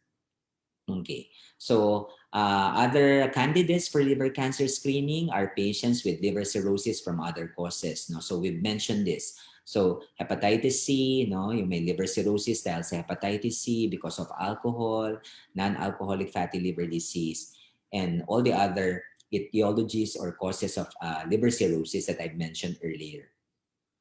So how do we do liver cancer screening? So we do a liver ultrasound. No? Pinapa-ultrasound po natin ang atay ninyo at karaniwan po itong ipinapartner sa isang blood test na tinatawag nating alpha-fetoprotein, which is a tumor marker. No? So madalas, ito po ay nire-request every 6 months. No? So doon sa mga pasyenteng nabanggit nating mga candidates for liver cancer screening or surveillance. Okay? So just a few, 2 more slides, no, about myths and misconception about liver cancer. No? So ito yung mga karaniwang naririnig ko sa mga pasyente ko. That liver cancer is contagious. Hindi po. Na hindi po siya nakakahawa. So kasi madalas, no, nagiging source of discrimination, no? So pag nasabi nila ay nakakahawa yung liver cancer, no? Hindi po. So hindi po siya nakakahawa in general. At yung iba naman po pag nasabihang may liver cirrhosis, iniisip na po na ang liver cirrhosis is cancer. So sinabi natin kanina, so liver cirrhosis is not equivalent to liver cancer. So liver cirrhosis is just a risk factor for you to develop liver cancer. Okay?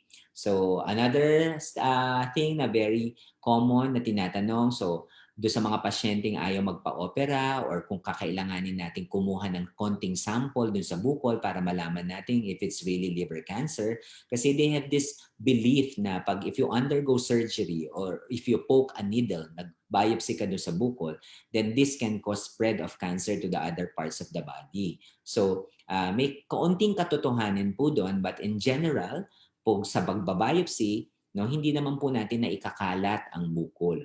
Okay? So, sa ibang parts ng katawan.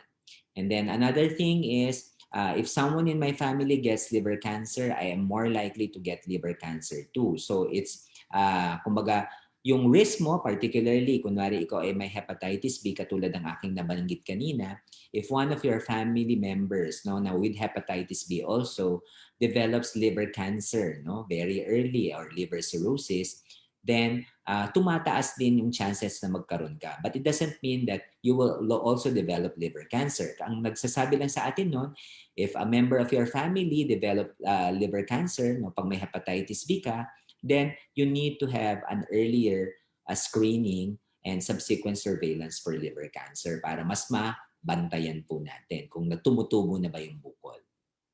Okay? So liver cancer is caused by alcohol only. So I'm pretty sure you know the answer kasi I've presented several causes of liver cirrhosis. So any liver condition or liver disease or anything that can increase your risk for liver cirrhosis, no? So yung liver cirrhosis ang magiging risk factor mo para magkaroon ka ng liver cancer.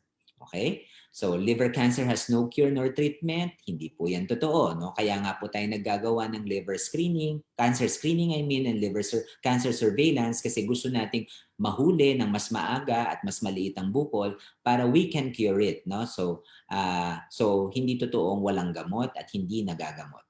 So herbal products can offer cure for liver cancer. Again, so hindi rin po wala akong katotohanan po 'yan, no? So kaya wag po tayong inom ng inom just because we were advised to do so, no? Kasi minsan ang mga herbal products, kung hindi ka man gumaling sa iyong liver cancer, mas makakasama pa sa function ng liver mo, particularly if you have liver cirrhosis dahil a great majority of the supplements or even herbal products are being metabolized in the liver and it can be potentially be dangerous to someone with underlying liver disease. And then, lifestyle has no connection to liver cancer? Partly po, hindi po totoo. No, kasi we all know that one of the other causes of liver cirrhosis is non-alcoholic fatty liver disease, which is a lifestyle disease. So if you adopt a healthy lifestyle, no, controlling your weight, no, or maintaining an ideal body weight, then you control your sugar, cholesterol, triglycerides, then this can decrease your risk of developing non-alcoholic fatty liver disease and ultimately decrease the chance of developing cirrhosis from such. Okay, I think that's my last slide. I thank you all for your kind attention.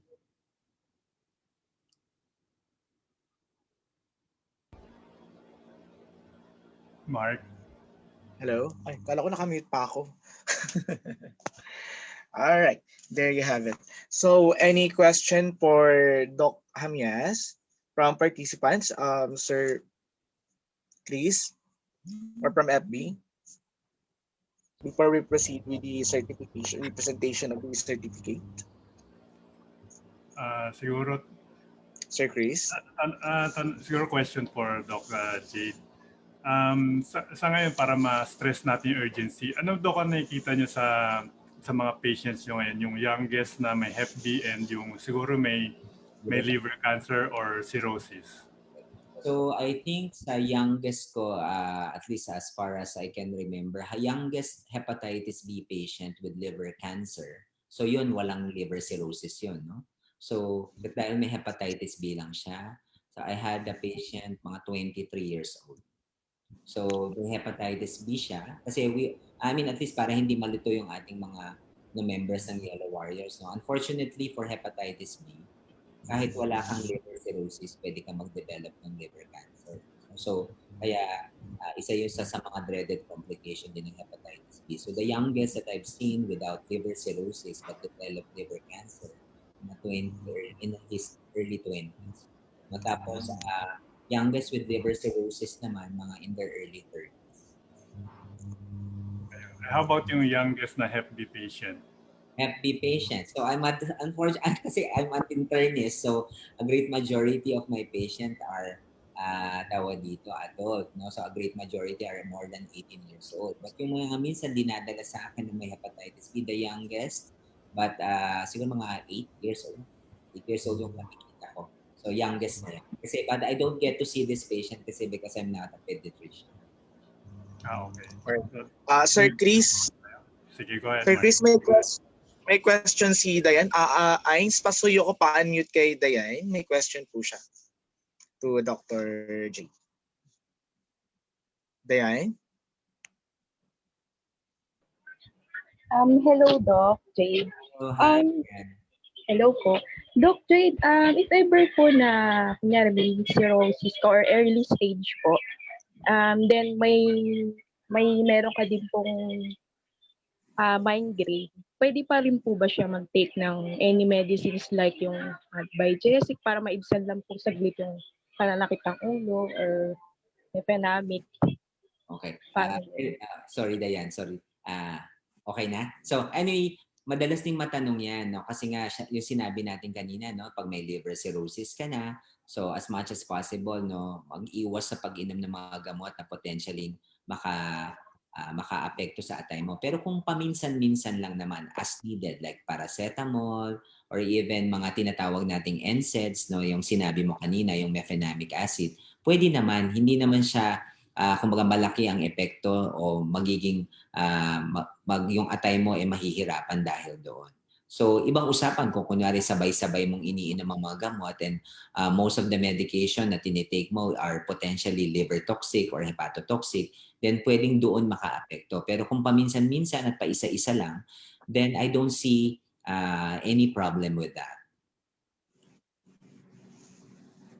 Right. May question ka pa, Dayan? Dayan? Right. So, Doc, may tatanong pa na isa.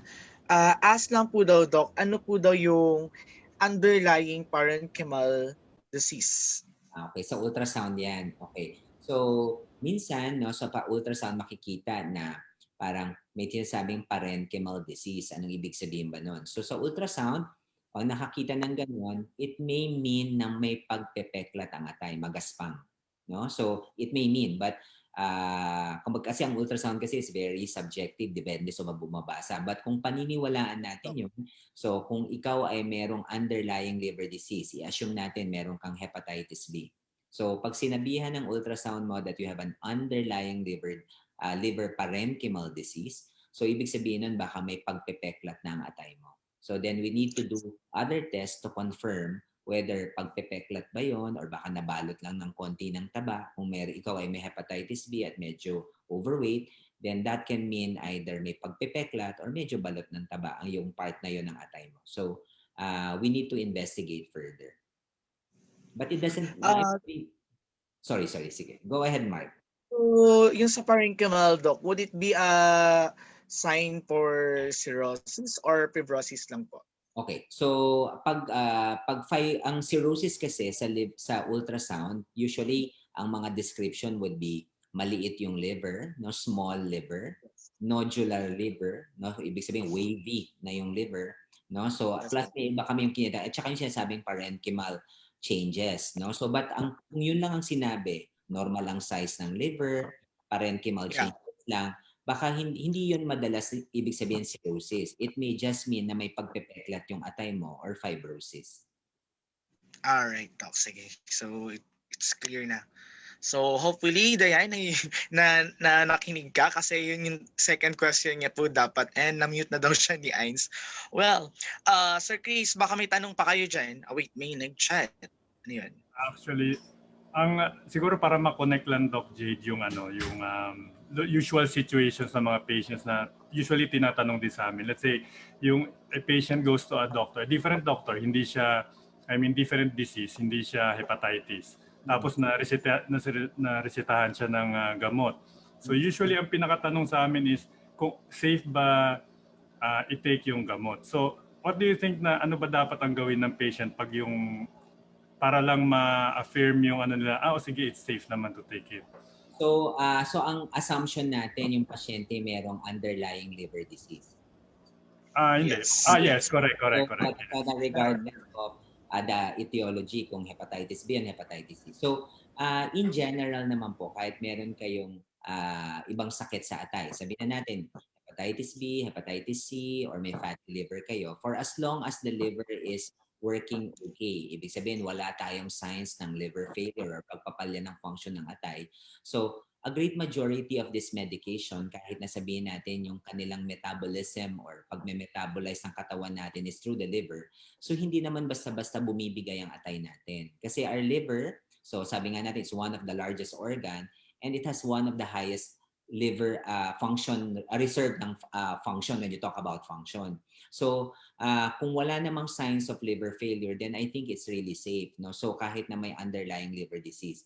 But it's a different story kung meron ka ng signs of liver failure. Like, kunwari, may history na ng naninilaw, nagkaroon ng tubig sa tiyan, may evidence na nagkaroon na ng nawala sa sarili o yung liver encephalopathy, then that's the time that we will advise our patient to be more careful in taking medication na hindi naman necessary. Okay, but of course, we don't have much choice kung kailangan. It's just that we will probably need to adjust the dose. No, we just have to advise the patient now what are the potential consequence of that medication to the liver. All right. Siguro, Doc, Sige, go ahead, Sir Chris. Go ahead, Sir Chris. siguro, Doc Jade, we would want to advise yung patients na to disclose their status when, yan. That is very good. No? So yun, syempre, ang kami mga doktor, lalong-lalo na, sabi natin kanina, kung may cirrhosis ka at wala kang nararamdaman, hindi naman namin, wala tayong makikitang physical evidence that you have cirrhosis. So it's best if you were previously diagnosed or assessed to have an underlying liver disease or liver cirrhosis, then it would be best to share it with your attending physician. Kasi para magiging careful din yung iyong doktor sa pagbibigay sa'yo ng gamot. Kasi baka hindi mo nasabi na mabibigyan ka ng maraming gamot na most of these are liver toxic or hepatotoxic, then doon tayo magkakaroon ng simula ng problema.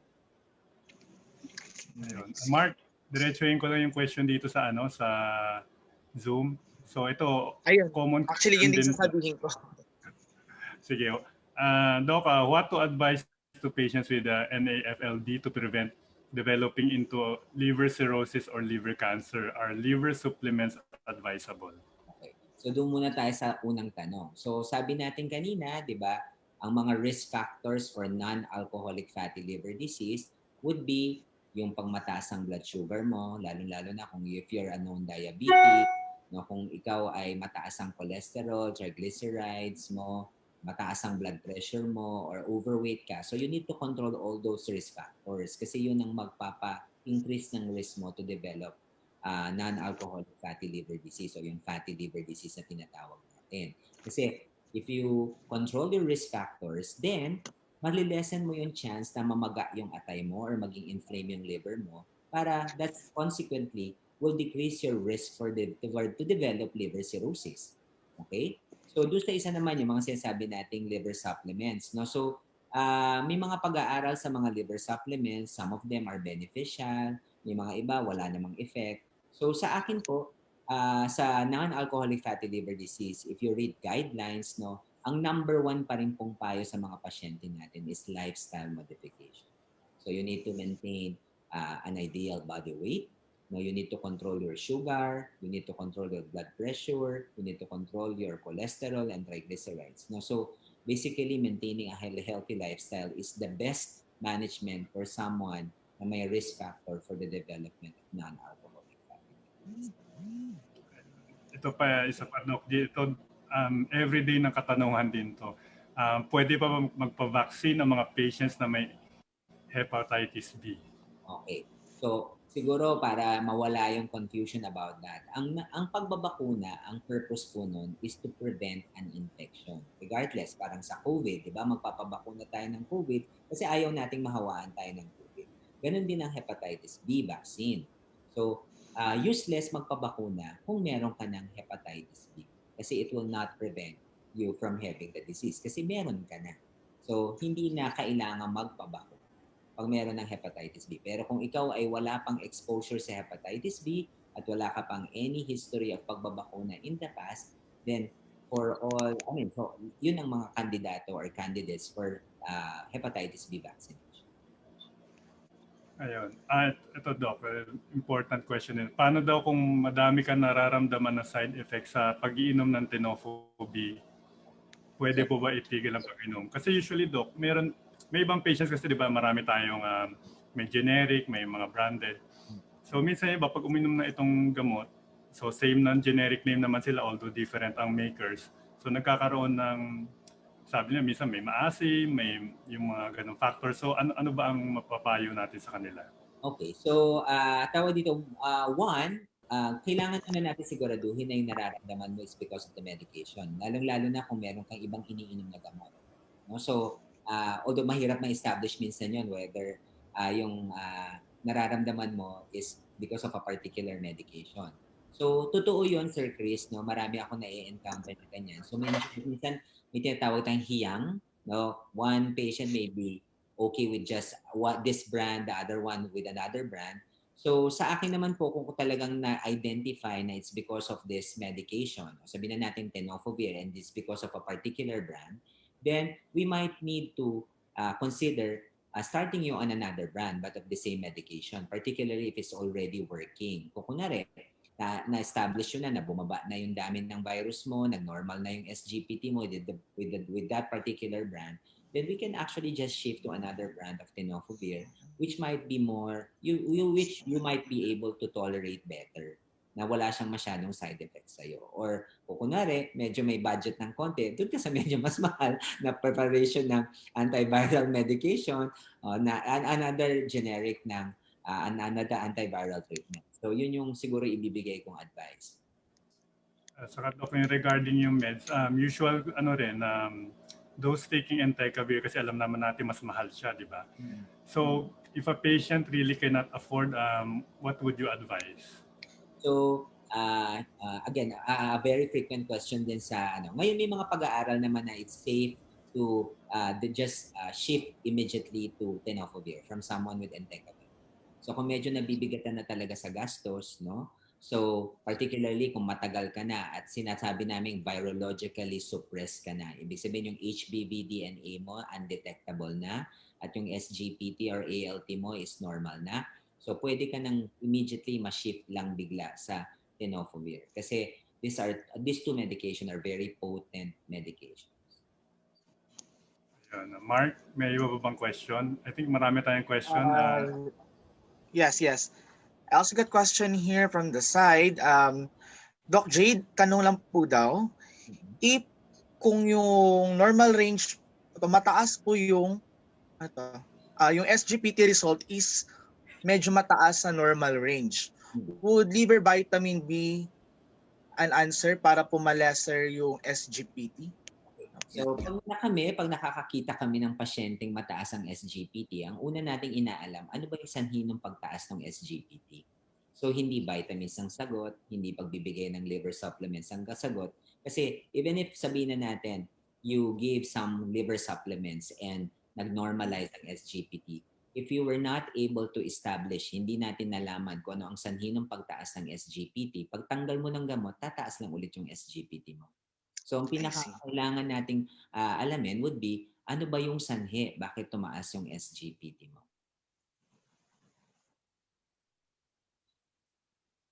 Alright. My question. And one more question, Doc, from Facebook. So good AM po, Doc. Ako po ang patient ay may liver hepatoma. Ano-ano po ang mga labs na gagawin and chances for survival? Okay. So, una natin gagawin kung yung liver, sinabi niyang hepatoma is another term for liver cancer. No? So, ano mga test na kailangan gawin? So, one, kailangan natin unang malaman kung i-confirm natin yung diagnosis kung hindi pa sigurado. So, we can do this by do an imaging. No? Yung usually, ginagawa natin CT scan or MRI kung hindi pa na-establish really yung diagnosis. And then we request for tumor markers, no? So marami na tayong available na mga tumor markers like alpha fetoprotein, yung tinatawag natin PIVK2, no? So these are some of the tumor markers that we use or nire-request for us to help to establish the diagnosis of liver cancer. Para naman sa paggagamot, kunwari na-establish na natin yung na liver cancer pala siya, we need to know ano ang function ng liver kasi that will greatly influence what sort of medication ang bibigay natin sa pasyente.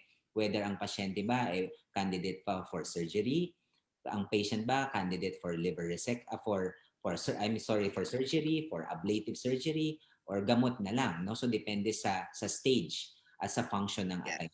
So yun yung mga ginagawa nating mga test para malaman natin kung paano natin i-approach yung paggagamot sa isang taong may liver cancer.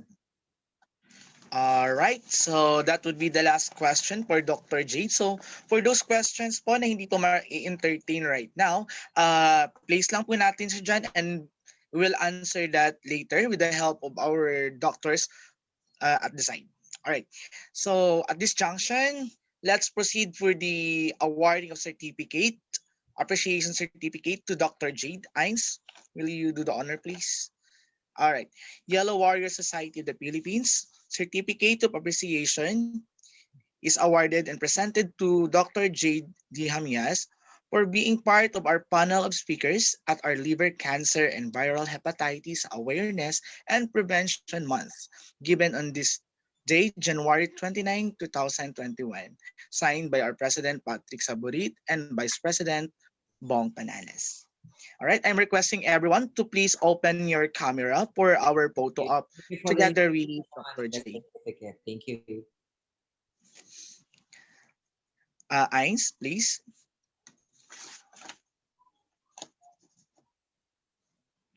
Okay. Requesting everyone for to turn on their cameras. All right. So ready. One, two, three. Smile.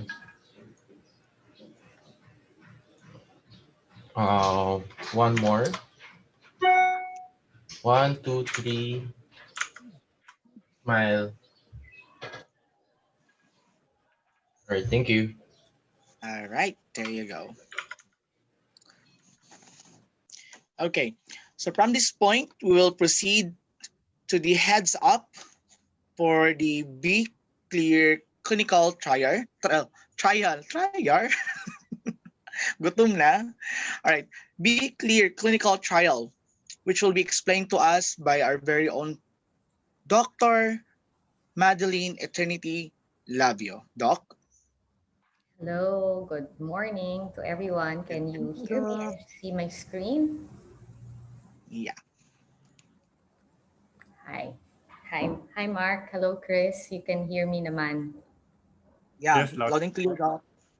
Yes, okay. So I'd like to thank everyone, particularly Patrick and Chris for the invitation to speak today in your webinar. First, I'd like to introduce myself. I'm Dr. Eternity Labio. I'm a hepatologist from the Makati Medical Center.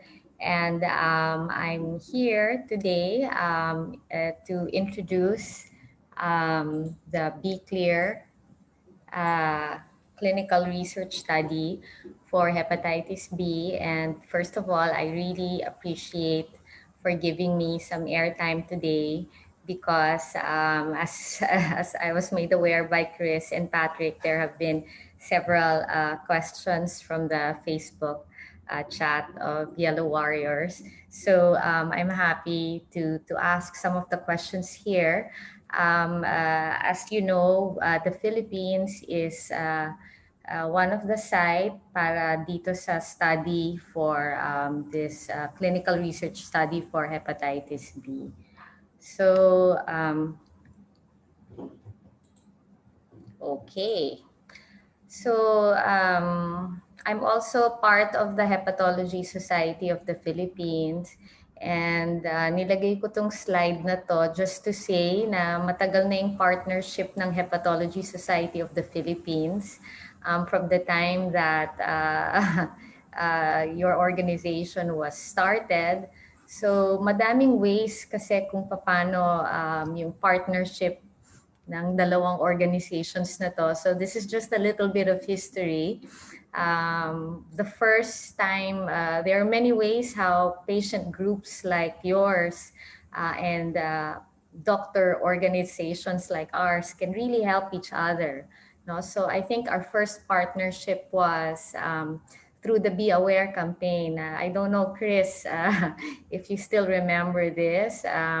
So the first partnership we had was really to help patient organizations like you to really be made aware of your condition, no, getting to know more about hepatitis B, the complications of hepatitis B like cirrhosis and liver cancer. So I think knowing the right things, getting the right information. For example, yung talk ni Dr. Jade Hamias earlier really empowers you with the right information, and taking good control of your health is very important. So I think that's the first partnership all the way back. So that's one way of how you can get involved in taking control of your health. No? So that was our first partnership. I think the second partnership, very important, is for us to work together in pushing government to fight for the things that you need. For example, in 2010, I remember Chris was very active with this when we worked for the DOLE policy for discrimination, against discrimination for the workplace policy for hepatitis B positive workers. So I think this was one of the milestones that we worked for all the way back in 2010. So I guess, again, this is one way for patient groups to be involved. So, and then a third way is, another way is for us, for patient groups like you to get involved in research. No? So research is one way for patient groups to advance new knowledge in the discovery of new therapies to improve the current treatment for your condition. So this is an opportunity now for the Be Clear trial for you to get involved in clinical research studies. So ito pong pag-aaral na to is done. So clinical studies like this is really looking at how to improve yung current treatment for hepatitis B. So ito po nakalagay dito is clinical studies are done because it is an opportunity to provide new information about potentially new drugs that will look into potential treatments that may be more effective than current treatment and that may lead to results that continue after treatment ends. So ang ibig sabihin po, no, so sinusubukan niya yung mga bagong gamot na na pwedeng mas maganda pa sa mga kasalukuyang gamot sa ngayon. Alam niyo naman po yung mga gamot ngayon sa Hepa B, maintenance. Ibig sabihin, kailangan nating inumin para mag-work. Pag tinigil natin yung gamot, like tenofovir, babalik yung virus. So, ibig sabihin, maintenance lang po siya at hindi talaga siya cure. No? So through research, dun ho tayo nakakadiscover ng mga bago or mas magandang gamot. So itong Be Clear, if you are 18 years old, no, and if you have hepatitis B, you may be able to participate in the Be Clear study. Of course, syempre dahil bago pong gamot ito, nakalagay po dito, clinical research study follows safety standards, no? So there are strict safety measures to protect you. Kaya po meron pong striktong protocol that makes sure that the study activities are conducted in accordance with standards and regulation. So mabuti nga po ngayon na merong mga COVID vaccine trials. So through the COVID vaccine trials, madami na po ang may alam tungkol sa mga clinical trials at medyo hindi na kami hirap magpaliwanag sa mga pasyente kung ano ang mga, and the public about how these trials are, how these clinical trials are, no? Kasi nga because of the COVID vaccine trials. So, if you want more information about the trial, meron po kaming mga leaflet na binibigay na ganito. Meron sa English, meron din po sa Tagalog. Pero yung Tagalog na leaflet masyadong malalim, pero I will try to make it simple. So ito po, meron kaming mga information tungkol sa paglahok dito sa clinical study. And here nakalagay, this study is a study na naghahanap ng potensyal na mga gamot na maaaring mas effective kesa sa kasulukuyan ng mga gamot na available. So, ibig sabihin, it might be more effective than tenofovir or entecavir, no? Na maaaring humantong sa mas magandang resulta, no, sa current na gamot. So, hindi po sigurado maaaring humantong, no? So ito pong gamot na ito, yan. So ito po yung sinasabi naming parang inclusion criteria. So hindi po to para sa lahat na may hepatitis B. Meron po siyang parang eligibility criteria.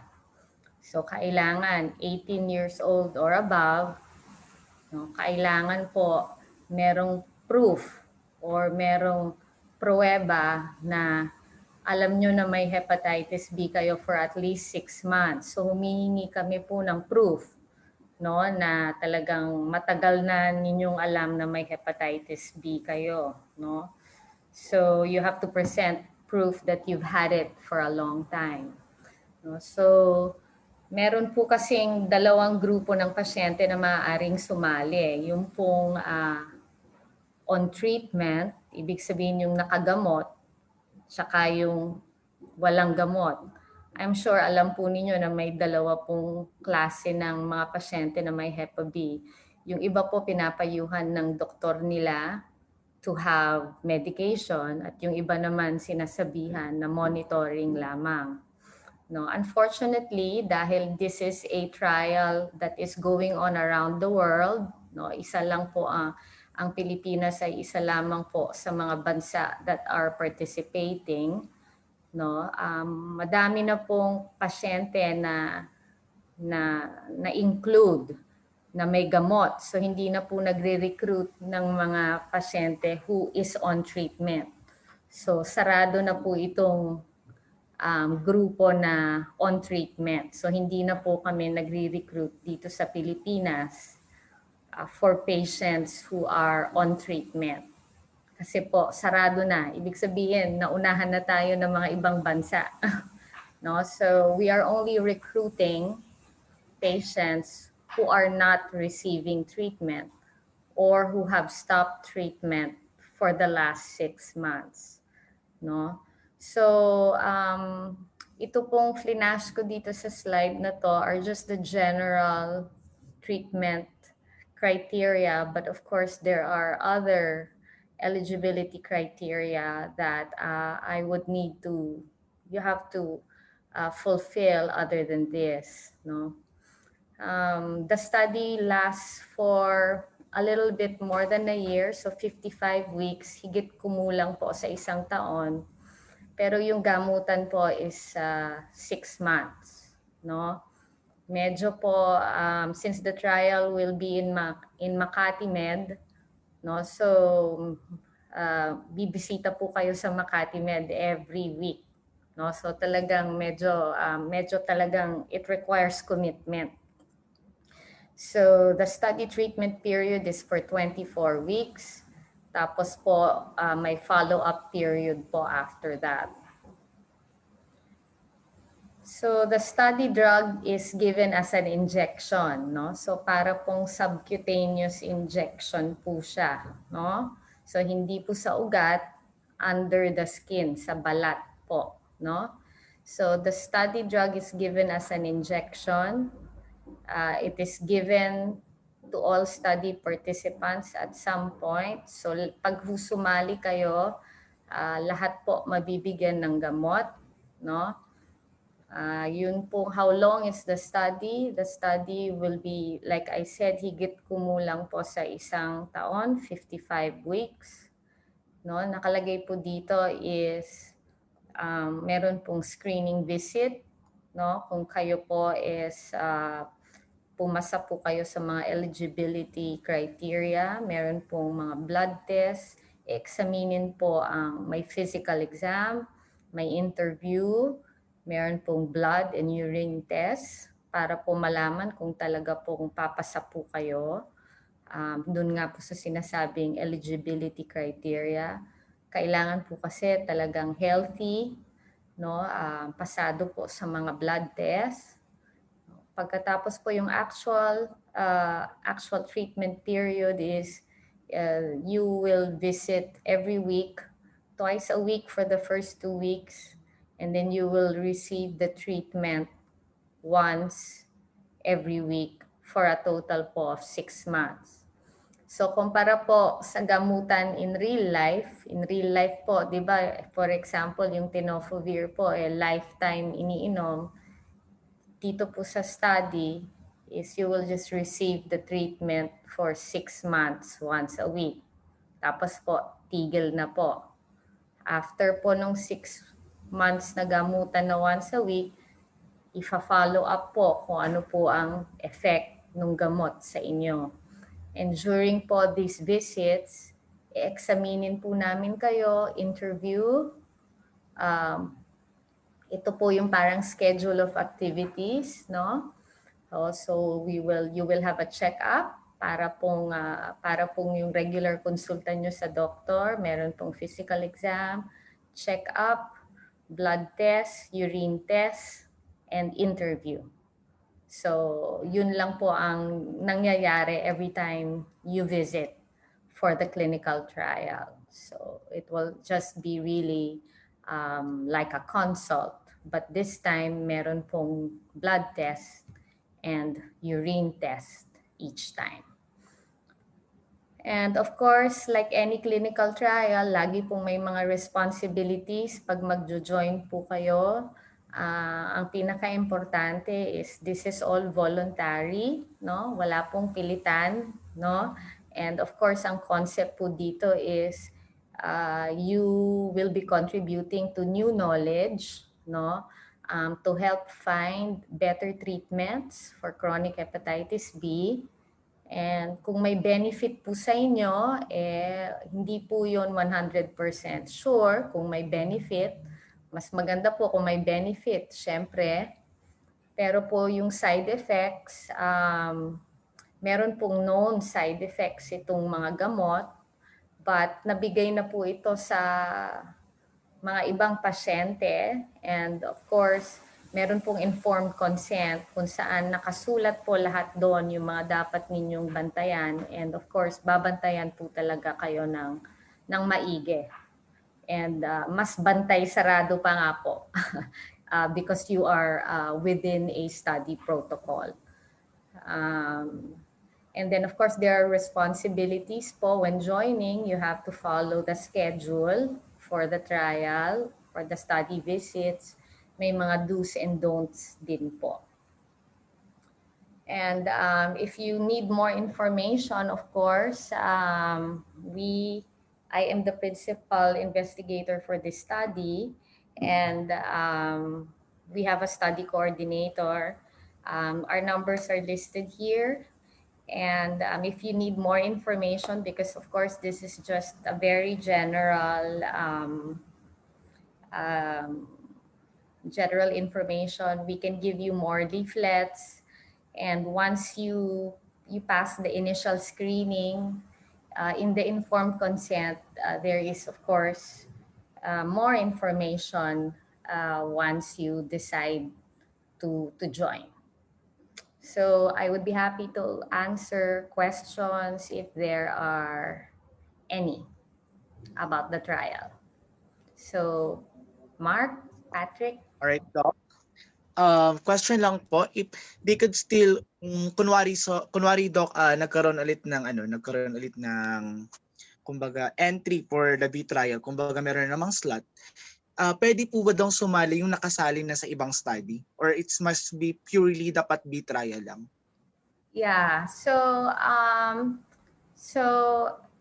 well, of course, it depends what study, because there are studies that are not receiving any treatment intervention.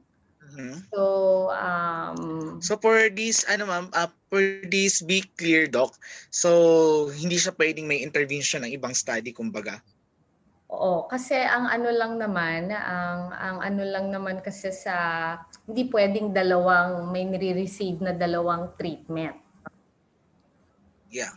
Diba? Para lang kumbaga yung mga labs is klarado.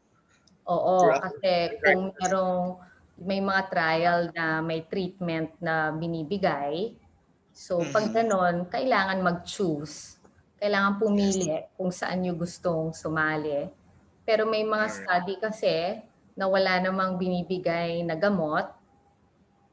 Diba? Kung wala namang binibigay na gamot, monitoring lang, then pwede yon, diba? Basta meron lang certification na nagsasabi na wala namang gamot na binibigay dun sa trial na yon. Doc Eternity, siguro just to be very clear, no? Kasi usually ang patients that are asking this question is usually yung mga nasa candle study. Yes. So siguro yun, pwede natin sagutin kung pwede sila o hindi sa Okay. trial. I can't speak in behalf of the candle study, but I can speak in behalf of the Be Clear study. So in behalf of the Be Clear study, we just need a certification from the candle study saying that they are not giving any treatment as part of that study. So kasi hindi pwedeng may gamot, di ba? And yun lang ang for in behalf of the Be Clear. At least malinaw na kasi marami nagtatanong na galing doon sa kabilang study. So Mark, back to you. Alright. So that would be all. Wala nang questions, Doc. Thank you so much, Doc. Let's now proceed for the awarding of certificate to Dr. Madeline Eternity Labio. Ains, please do the honor.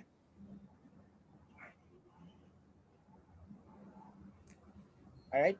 Yellow Warrior Society of the Philippines Certificate of Appreciation is hereby awarded and presented to Dr. Madeline Eternity Labio for being part of our panel of speakers at our Liver Cancer and Viral Hepatitis Awareness and Prevention Month, given on this day, January 29, 2021. Signed by our President, Patrick Saburit, and Vice President, Bong Pananes. All right. So I'm requesting lahat ng mga participants, i-open po natin yung camera natin for our photo op with Dr. Labio. Please. Ains, pa-monitor na lang kung okay na. Alright. So, may mahabol pa. Alright, everyone, please turn on your cameras. We'll count down and smile po. And 3, 2, 1. And one more po. Ready? 1, 2, 3, smile. And thank you po. All right, there you are. Thank you so much po, Doc. Thank Dr. you. Labio. Ingat po. All right. At this point, let's proceed sa suki naming lahat.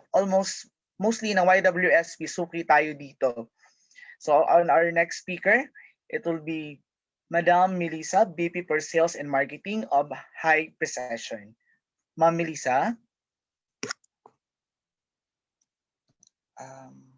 Eins. Oh. Hello. Hello, Ma'am Melissa. How are you po? Good. Thank you for having me.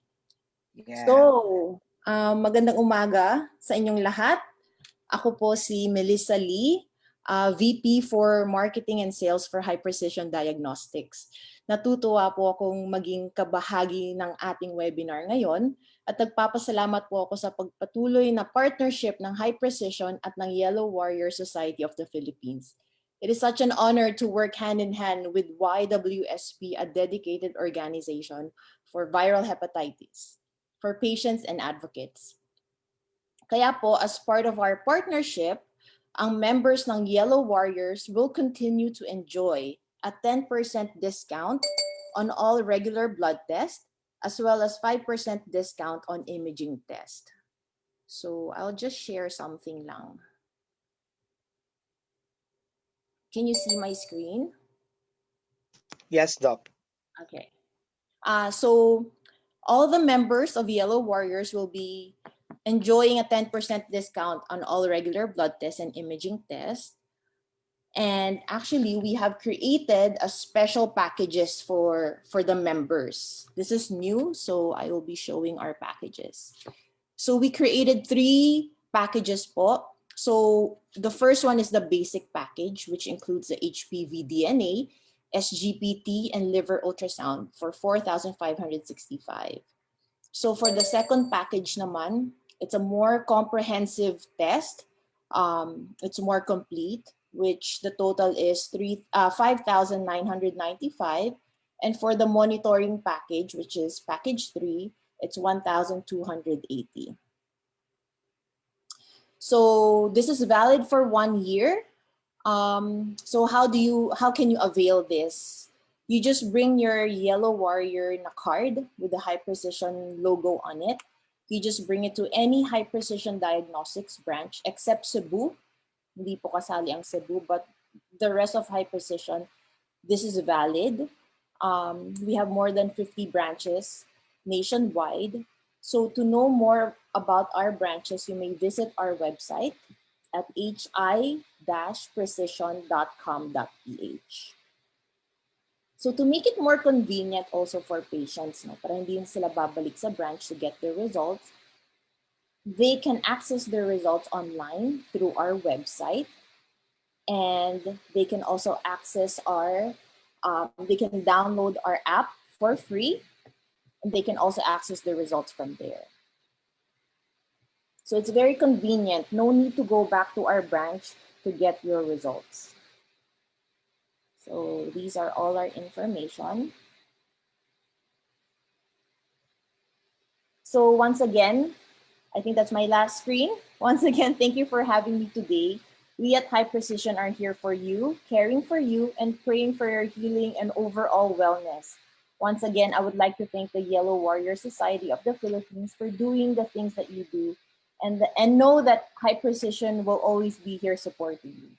Maraming salamat. Thank you so much, Doc. Sir Chris, any questions bago po umalis si Ma'am Melissa? Since may urgent meeting pa po si Ma'am. Okay, siguro sa mga those have questions yung tungkol sa how to get the Yellow Warrior Society ID. So please message in our FB page. So siguro ang question kay kay Miss Melissa is so the patient has to state which package he needs or which test he needs. So let's say if there are 10 tests, so pwedeng i-package niya yung 3, tapos yung the rest, parang individual na lang i-count. Yes, that's right. Yun. If they have additional tests outside the package, it can be added naman po. Yun. So yung may package is wala na siyang less 10% yan, just to be clear sa mga patients. The packages is already discounted. It also it has a special price already for the members. Siguro isa pa mga usual question is will yung mga senior citizens discount or PWD still be applied?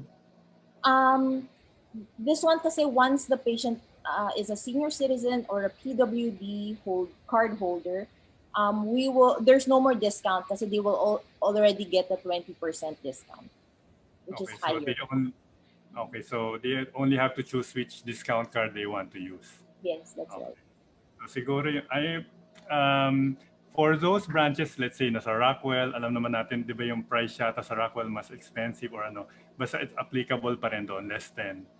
Yes, correct that's right. That's right. So Mark, ayun, may tanong dito. When will the package be available in Cebu, Miss Melissa? Soon. We still have to talk to them if they want to join. Because right now, most branches agreed to join. We're still waiting for the feedback of Cebu. Alright, thanks. Mark, any questions? Ma'am, do we have a branch in Davao, High Precision Davao? Yes, we do. We have a branch in Davao. So in Mindanao po, isa pa lang po yung High Precision natin, tama po ba? No, actually we have CDO and Butuan, Surigao, and Davao. 4 branches na po. Okay, so ma'am, siguro when we request yung updated copy ng mga branches, maybe can send it to Mr. Patrick so we can inform the patients in the group. Thank you, Mark. Back to you. Okay, so from that, we can have the certificate of appreciation to be given to us by INS for Ma'am Melissa, and a photo up with the group. Yellow Warrior Society of the Philippines Certificate of Appreciation is awarded to Miss Melissa Oli for being part of our panel of speakers at our Liver Cancer and Viral Hepatitis Awareness and Prevention Month, given on this day, January 29, 2021. Signed by our President Patrick Saborit and Vice President Bong Panales. Right. So guys, mga participants, pa-open po ng camera for our photo op with Ma'am Melissa. Eins. All right. Please turn on your cameras. All right. 1, 2, 3, smile.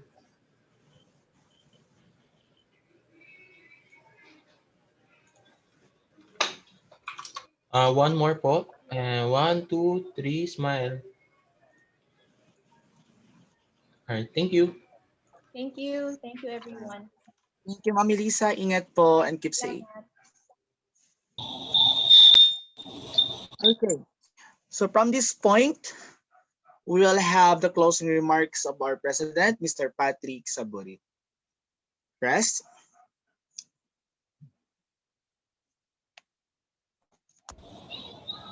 Nakamute pa yata si Pat.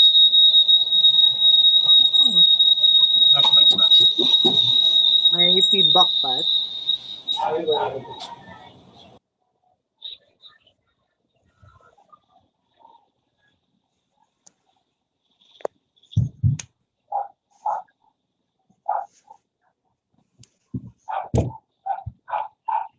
Good afternoon, everyone. Alright, so well, Pat is having his technical difficulties. So lahat po ng mga tanong na hindi na po nasagot, we'll try to answer it on our page para po mabasa. Okay. Good afternoon, everyone. Maraming salamat po sa oras ninyo na nakiisa po kayo sa aming webinar para ipagdiwang ang Liver Cancer and Viral Hepatitis Awareness and Prevention Month. Kaya nga po ang aming team, ang cancer sa atay at viral hepatitis ay naagapan kung napag-uusapan. Kaya po malaking bagay po itong webinar na ginawa namin kasi hindi po ito nagtatapos dahil sa natapos na po ang celebration, patapos ng celebration ng World ng Liver Cancer and Viral Hepatitis Awareness and Prevention para maano po natin ating hangarin na masolusyonan na po ang problema ng bawat Pilipinong nakakaranas po ng diskriminasyon sa lahat ng forms of sa pag-a-apply ng trabaho at iba pa pong mga bagay. Ngayon po, muli po kami nagpapasalamat at ang buong pamunuan, lahat ng panelists na nakiisa at speaker. Maraming salamat po sa inyong lahat.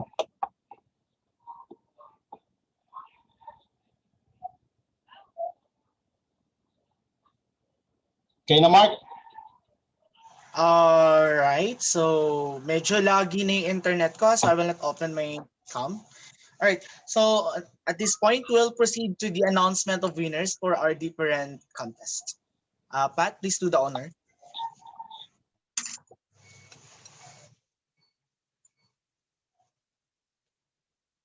Sir Chris.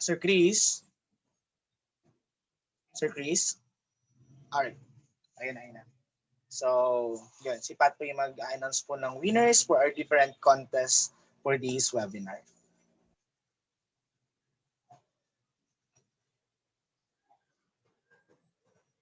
Pat? Wala kang audio, Pat. Pa-unmute naman si Pat Ains. Naka-mute siya.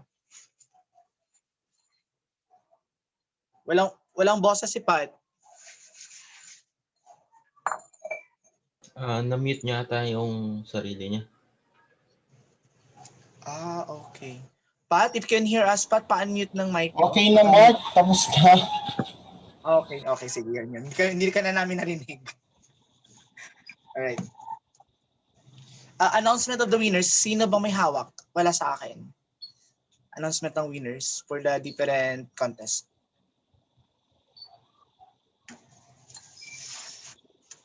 Sir Chris? Sino may hawak po? Wala pa akong hawak.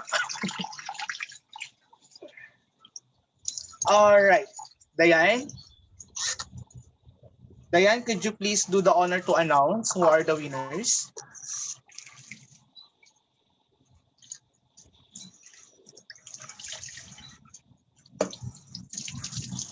Hello? May tao pa ba sa bahay ni Kuya? Ay, I'm sorry, Mark. Na kay Josie pa. Naka Joshi pa. Alright. Opo. Hindi niya Sa pa mga nasabi. so, trivia lang. Sa mga gusto po mag-avail ng YWSP ID or yung yellow card po natin, you can avail it through our page or sa GC. Mag-comment lang po or mag-message lang po if you want to avail. So if you could avail the card, and lalo na sa Metro Manila po kayo or may nearby hyper station, magagamit niyo yung card for the discount. Like ano yung sinabi po ni Ma'am Melissa. So malaking bagay na rin po yun pag nagpapa-check up kayo, and malaki-laki na rin po yung madi-discount nyo po doon. Kasi yung card po natin is matagal naman po yung expiration, so ma-maximize nyo po yung gamit po noon. So while waiting for the result, Sir Chris, baka may mga announcement ka for future webinars or future activities? Siguro we are encouraging everybody to check our FB page. So sa FB page naman, pa nag-scroll down naman kayo, nandun yung mga webinars ng Be Aware, webinars natin. So you can review kung ano yung mga kailangan nyo, lalo na yung mga nasa access facilities, yung mga nasa Region 3, yung mga nasa Cebu. And we will be trying our best to get Taguig on board and QC for their program. And we will be having future webinars yun nga sa mga access point. And siguro pati yung gagawa rin tayo ng sariling webinar for access sa mga treatment and referral facilities, yung mga DOH hospitals or private hospitals na pwedeng pagkunan ng gamot ng mga patient. And of course, siguro isa sa mga problem yung regarding sa mga diagnostics, yung access to diagnostics. So sa mga hindi nakaka-afford na magpakuha ng laboratory, so may way naman yan. So we will try to siguro make a video on this, on how to access through malasakit centers or DSWD or PCSO para mas mabigyan sila ng what do you call this, idea on how to process their own needs, di ba? Yun lang, Mark. Alright. Where is Joshi? Nandiyan ba si Joshi na for the result?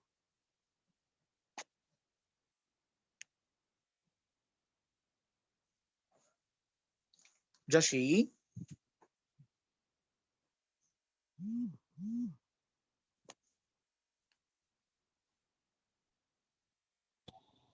Mark.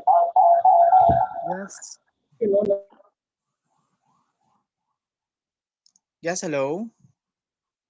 Sino yung nagsalita? Okay.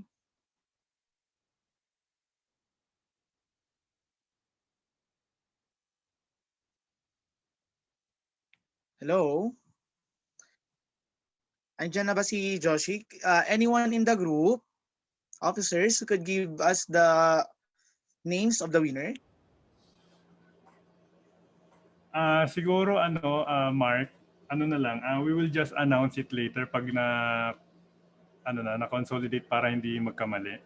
Para sigurado. Okay. So we're on consolidation. All right. Hindi yata So, parang si okay. Joshi na hindi dito. Makapasok. Okay. So sorry for that. So i-announce na natin siya sa FB page. Tama po ba? Yes, correct.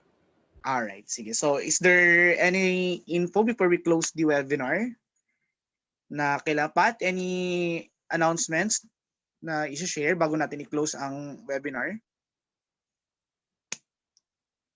Pat? May share ka pa?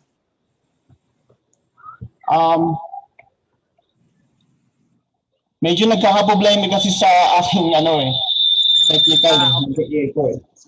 So, are we good na ba to close the webinar, Sir Chris, Pat? Yeah, for further announcement na lang ipopost sa FB page natin. Alright, sige, sige. Thank you so much everyone for being with us for this webinar. See you soon to our future activities and page and webinars. So stay healthy, stay safe, and God bless us all. Ingat po tayong lahat. Bye! Bye! Bye! Bye.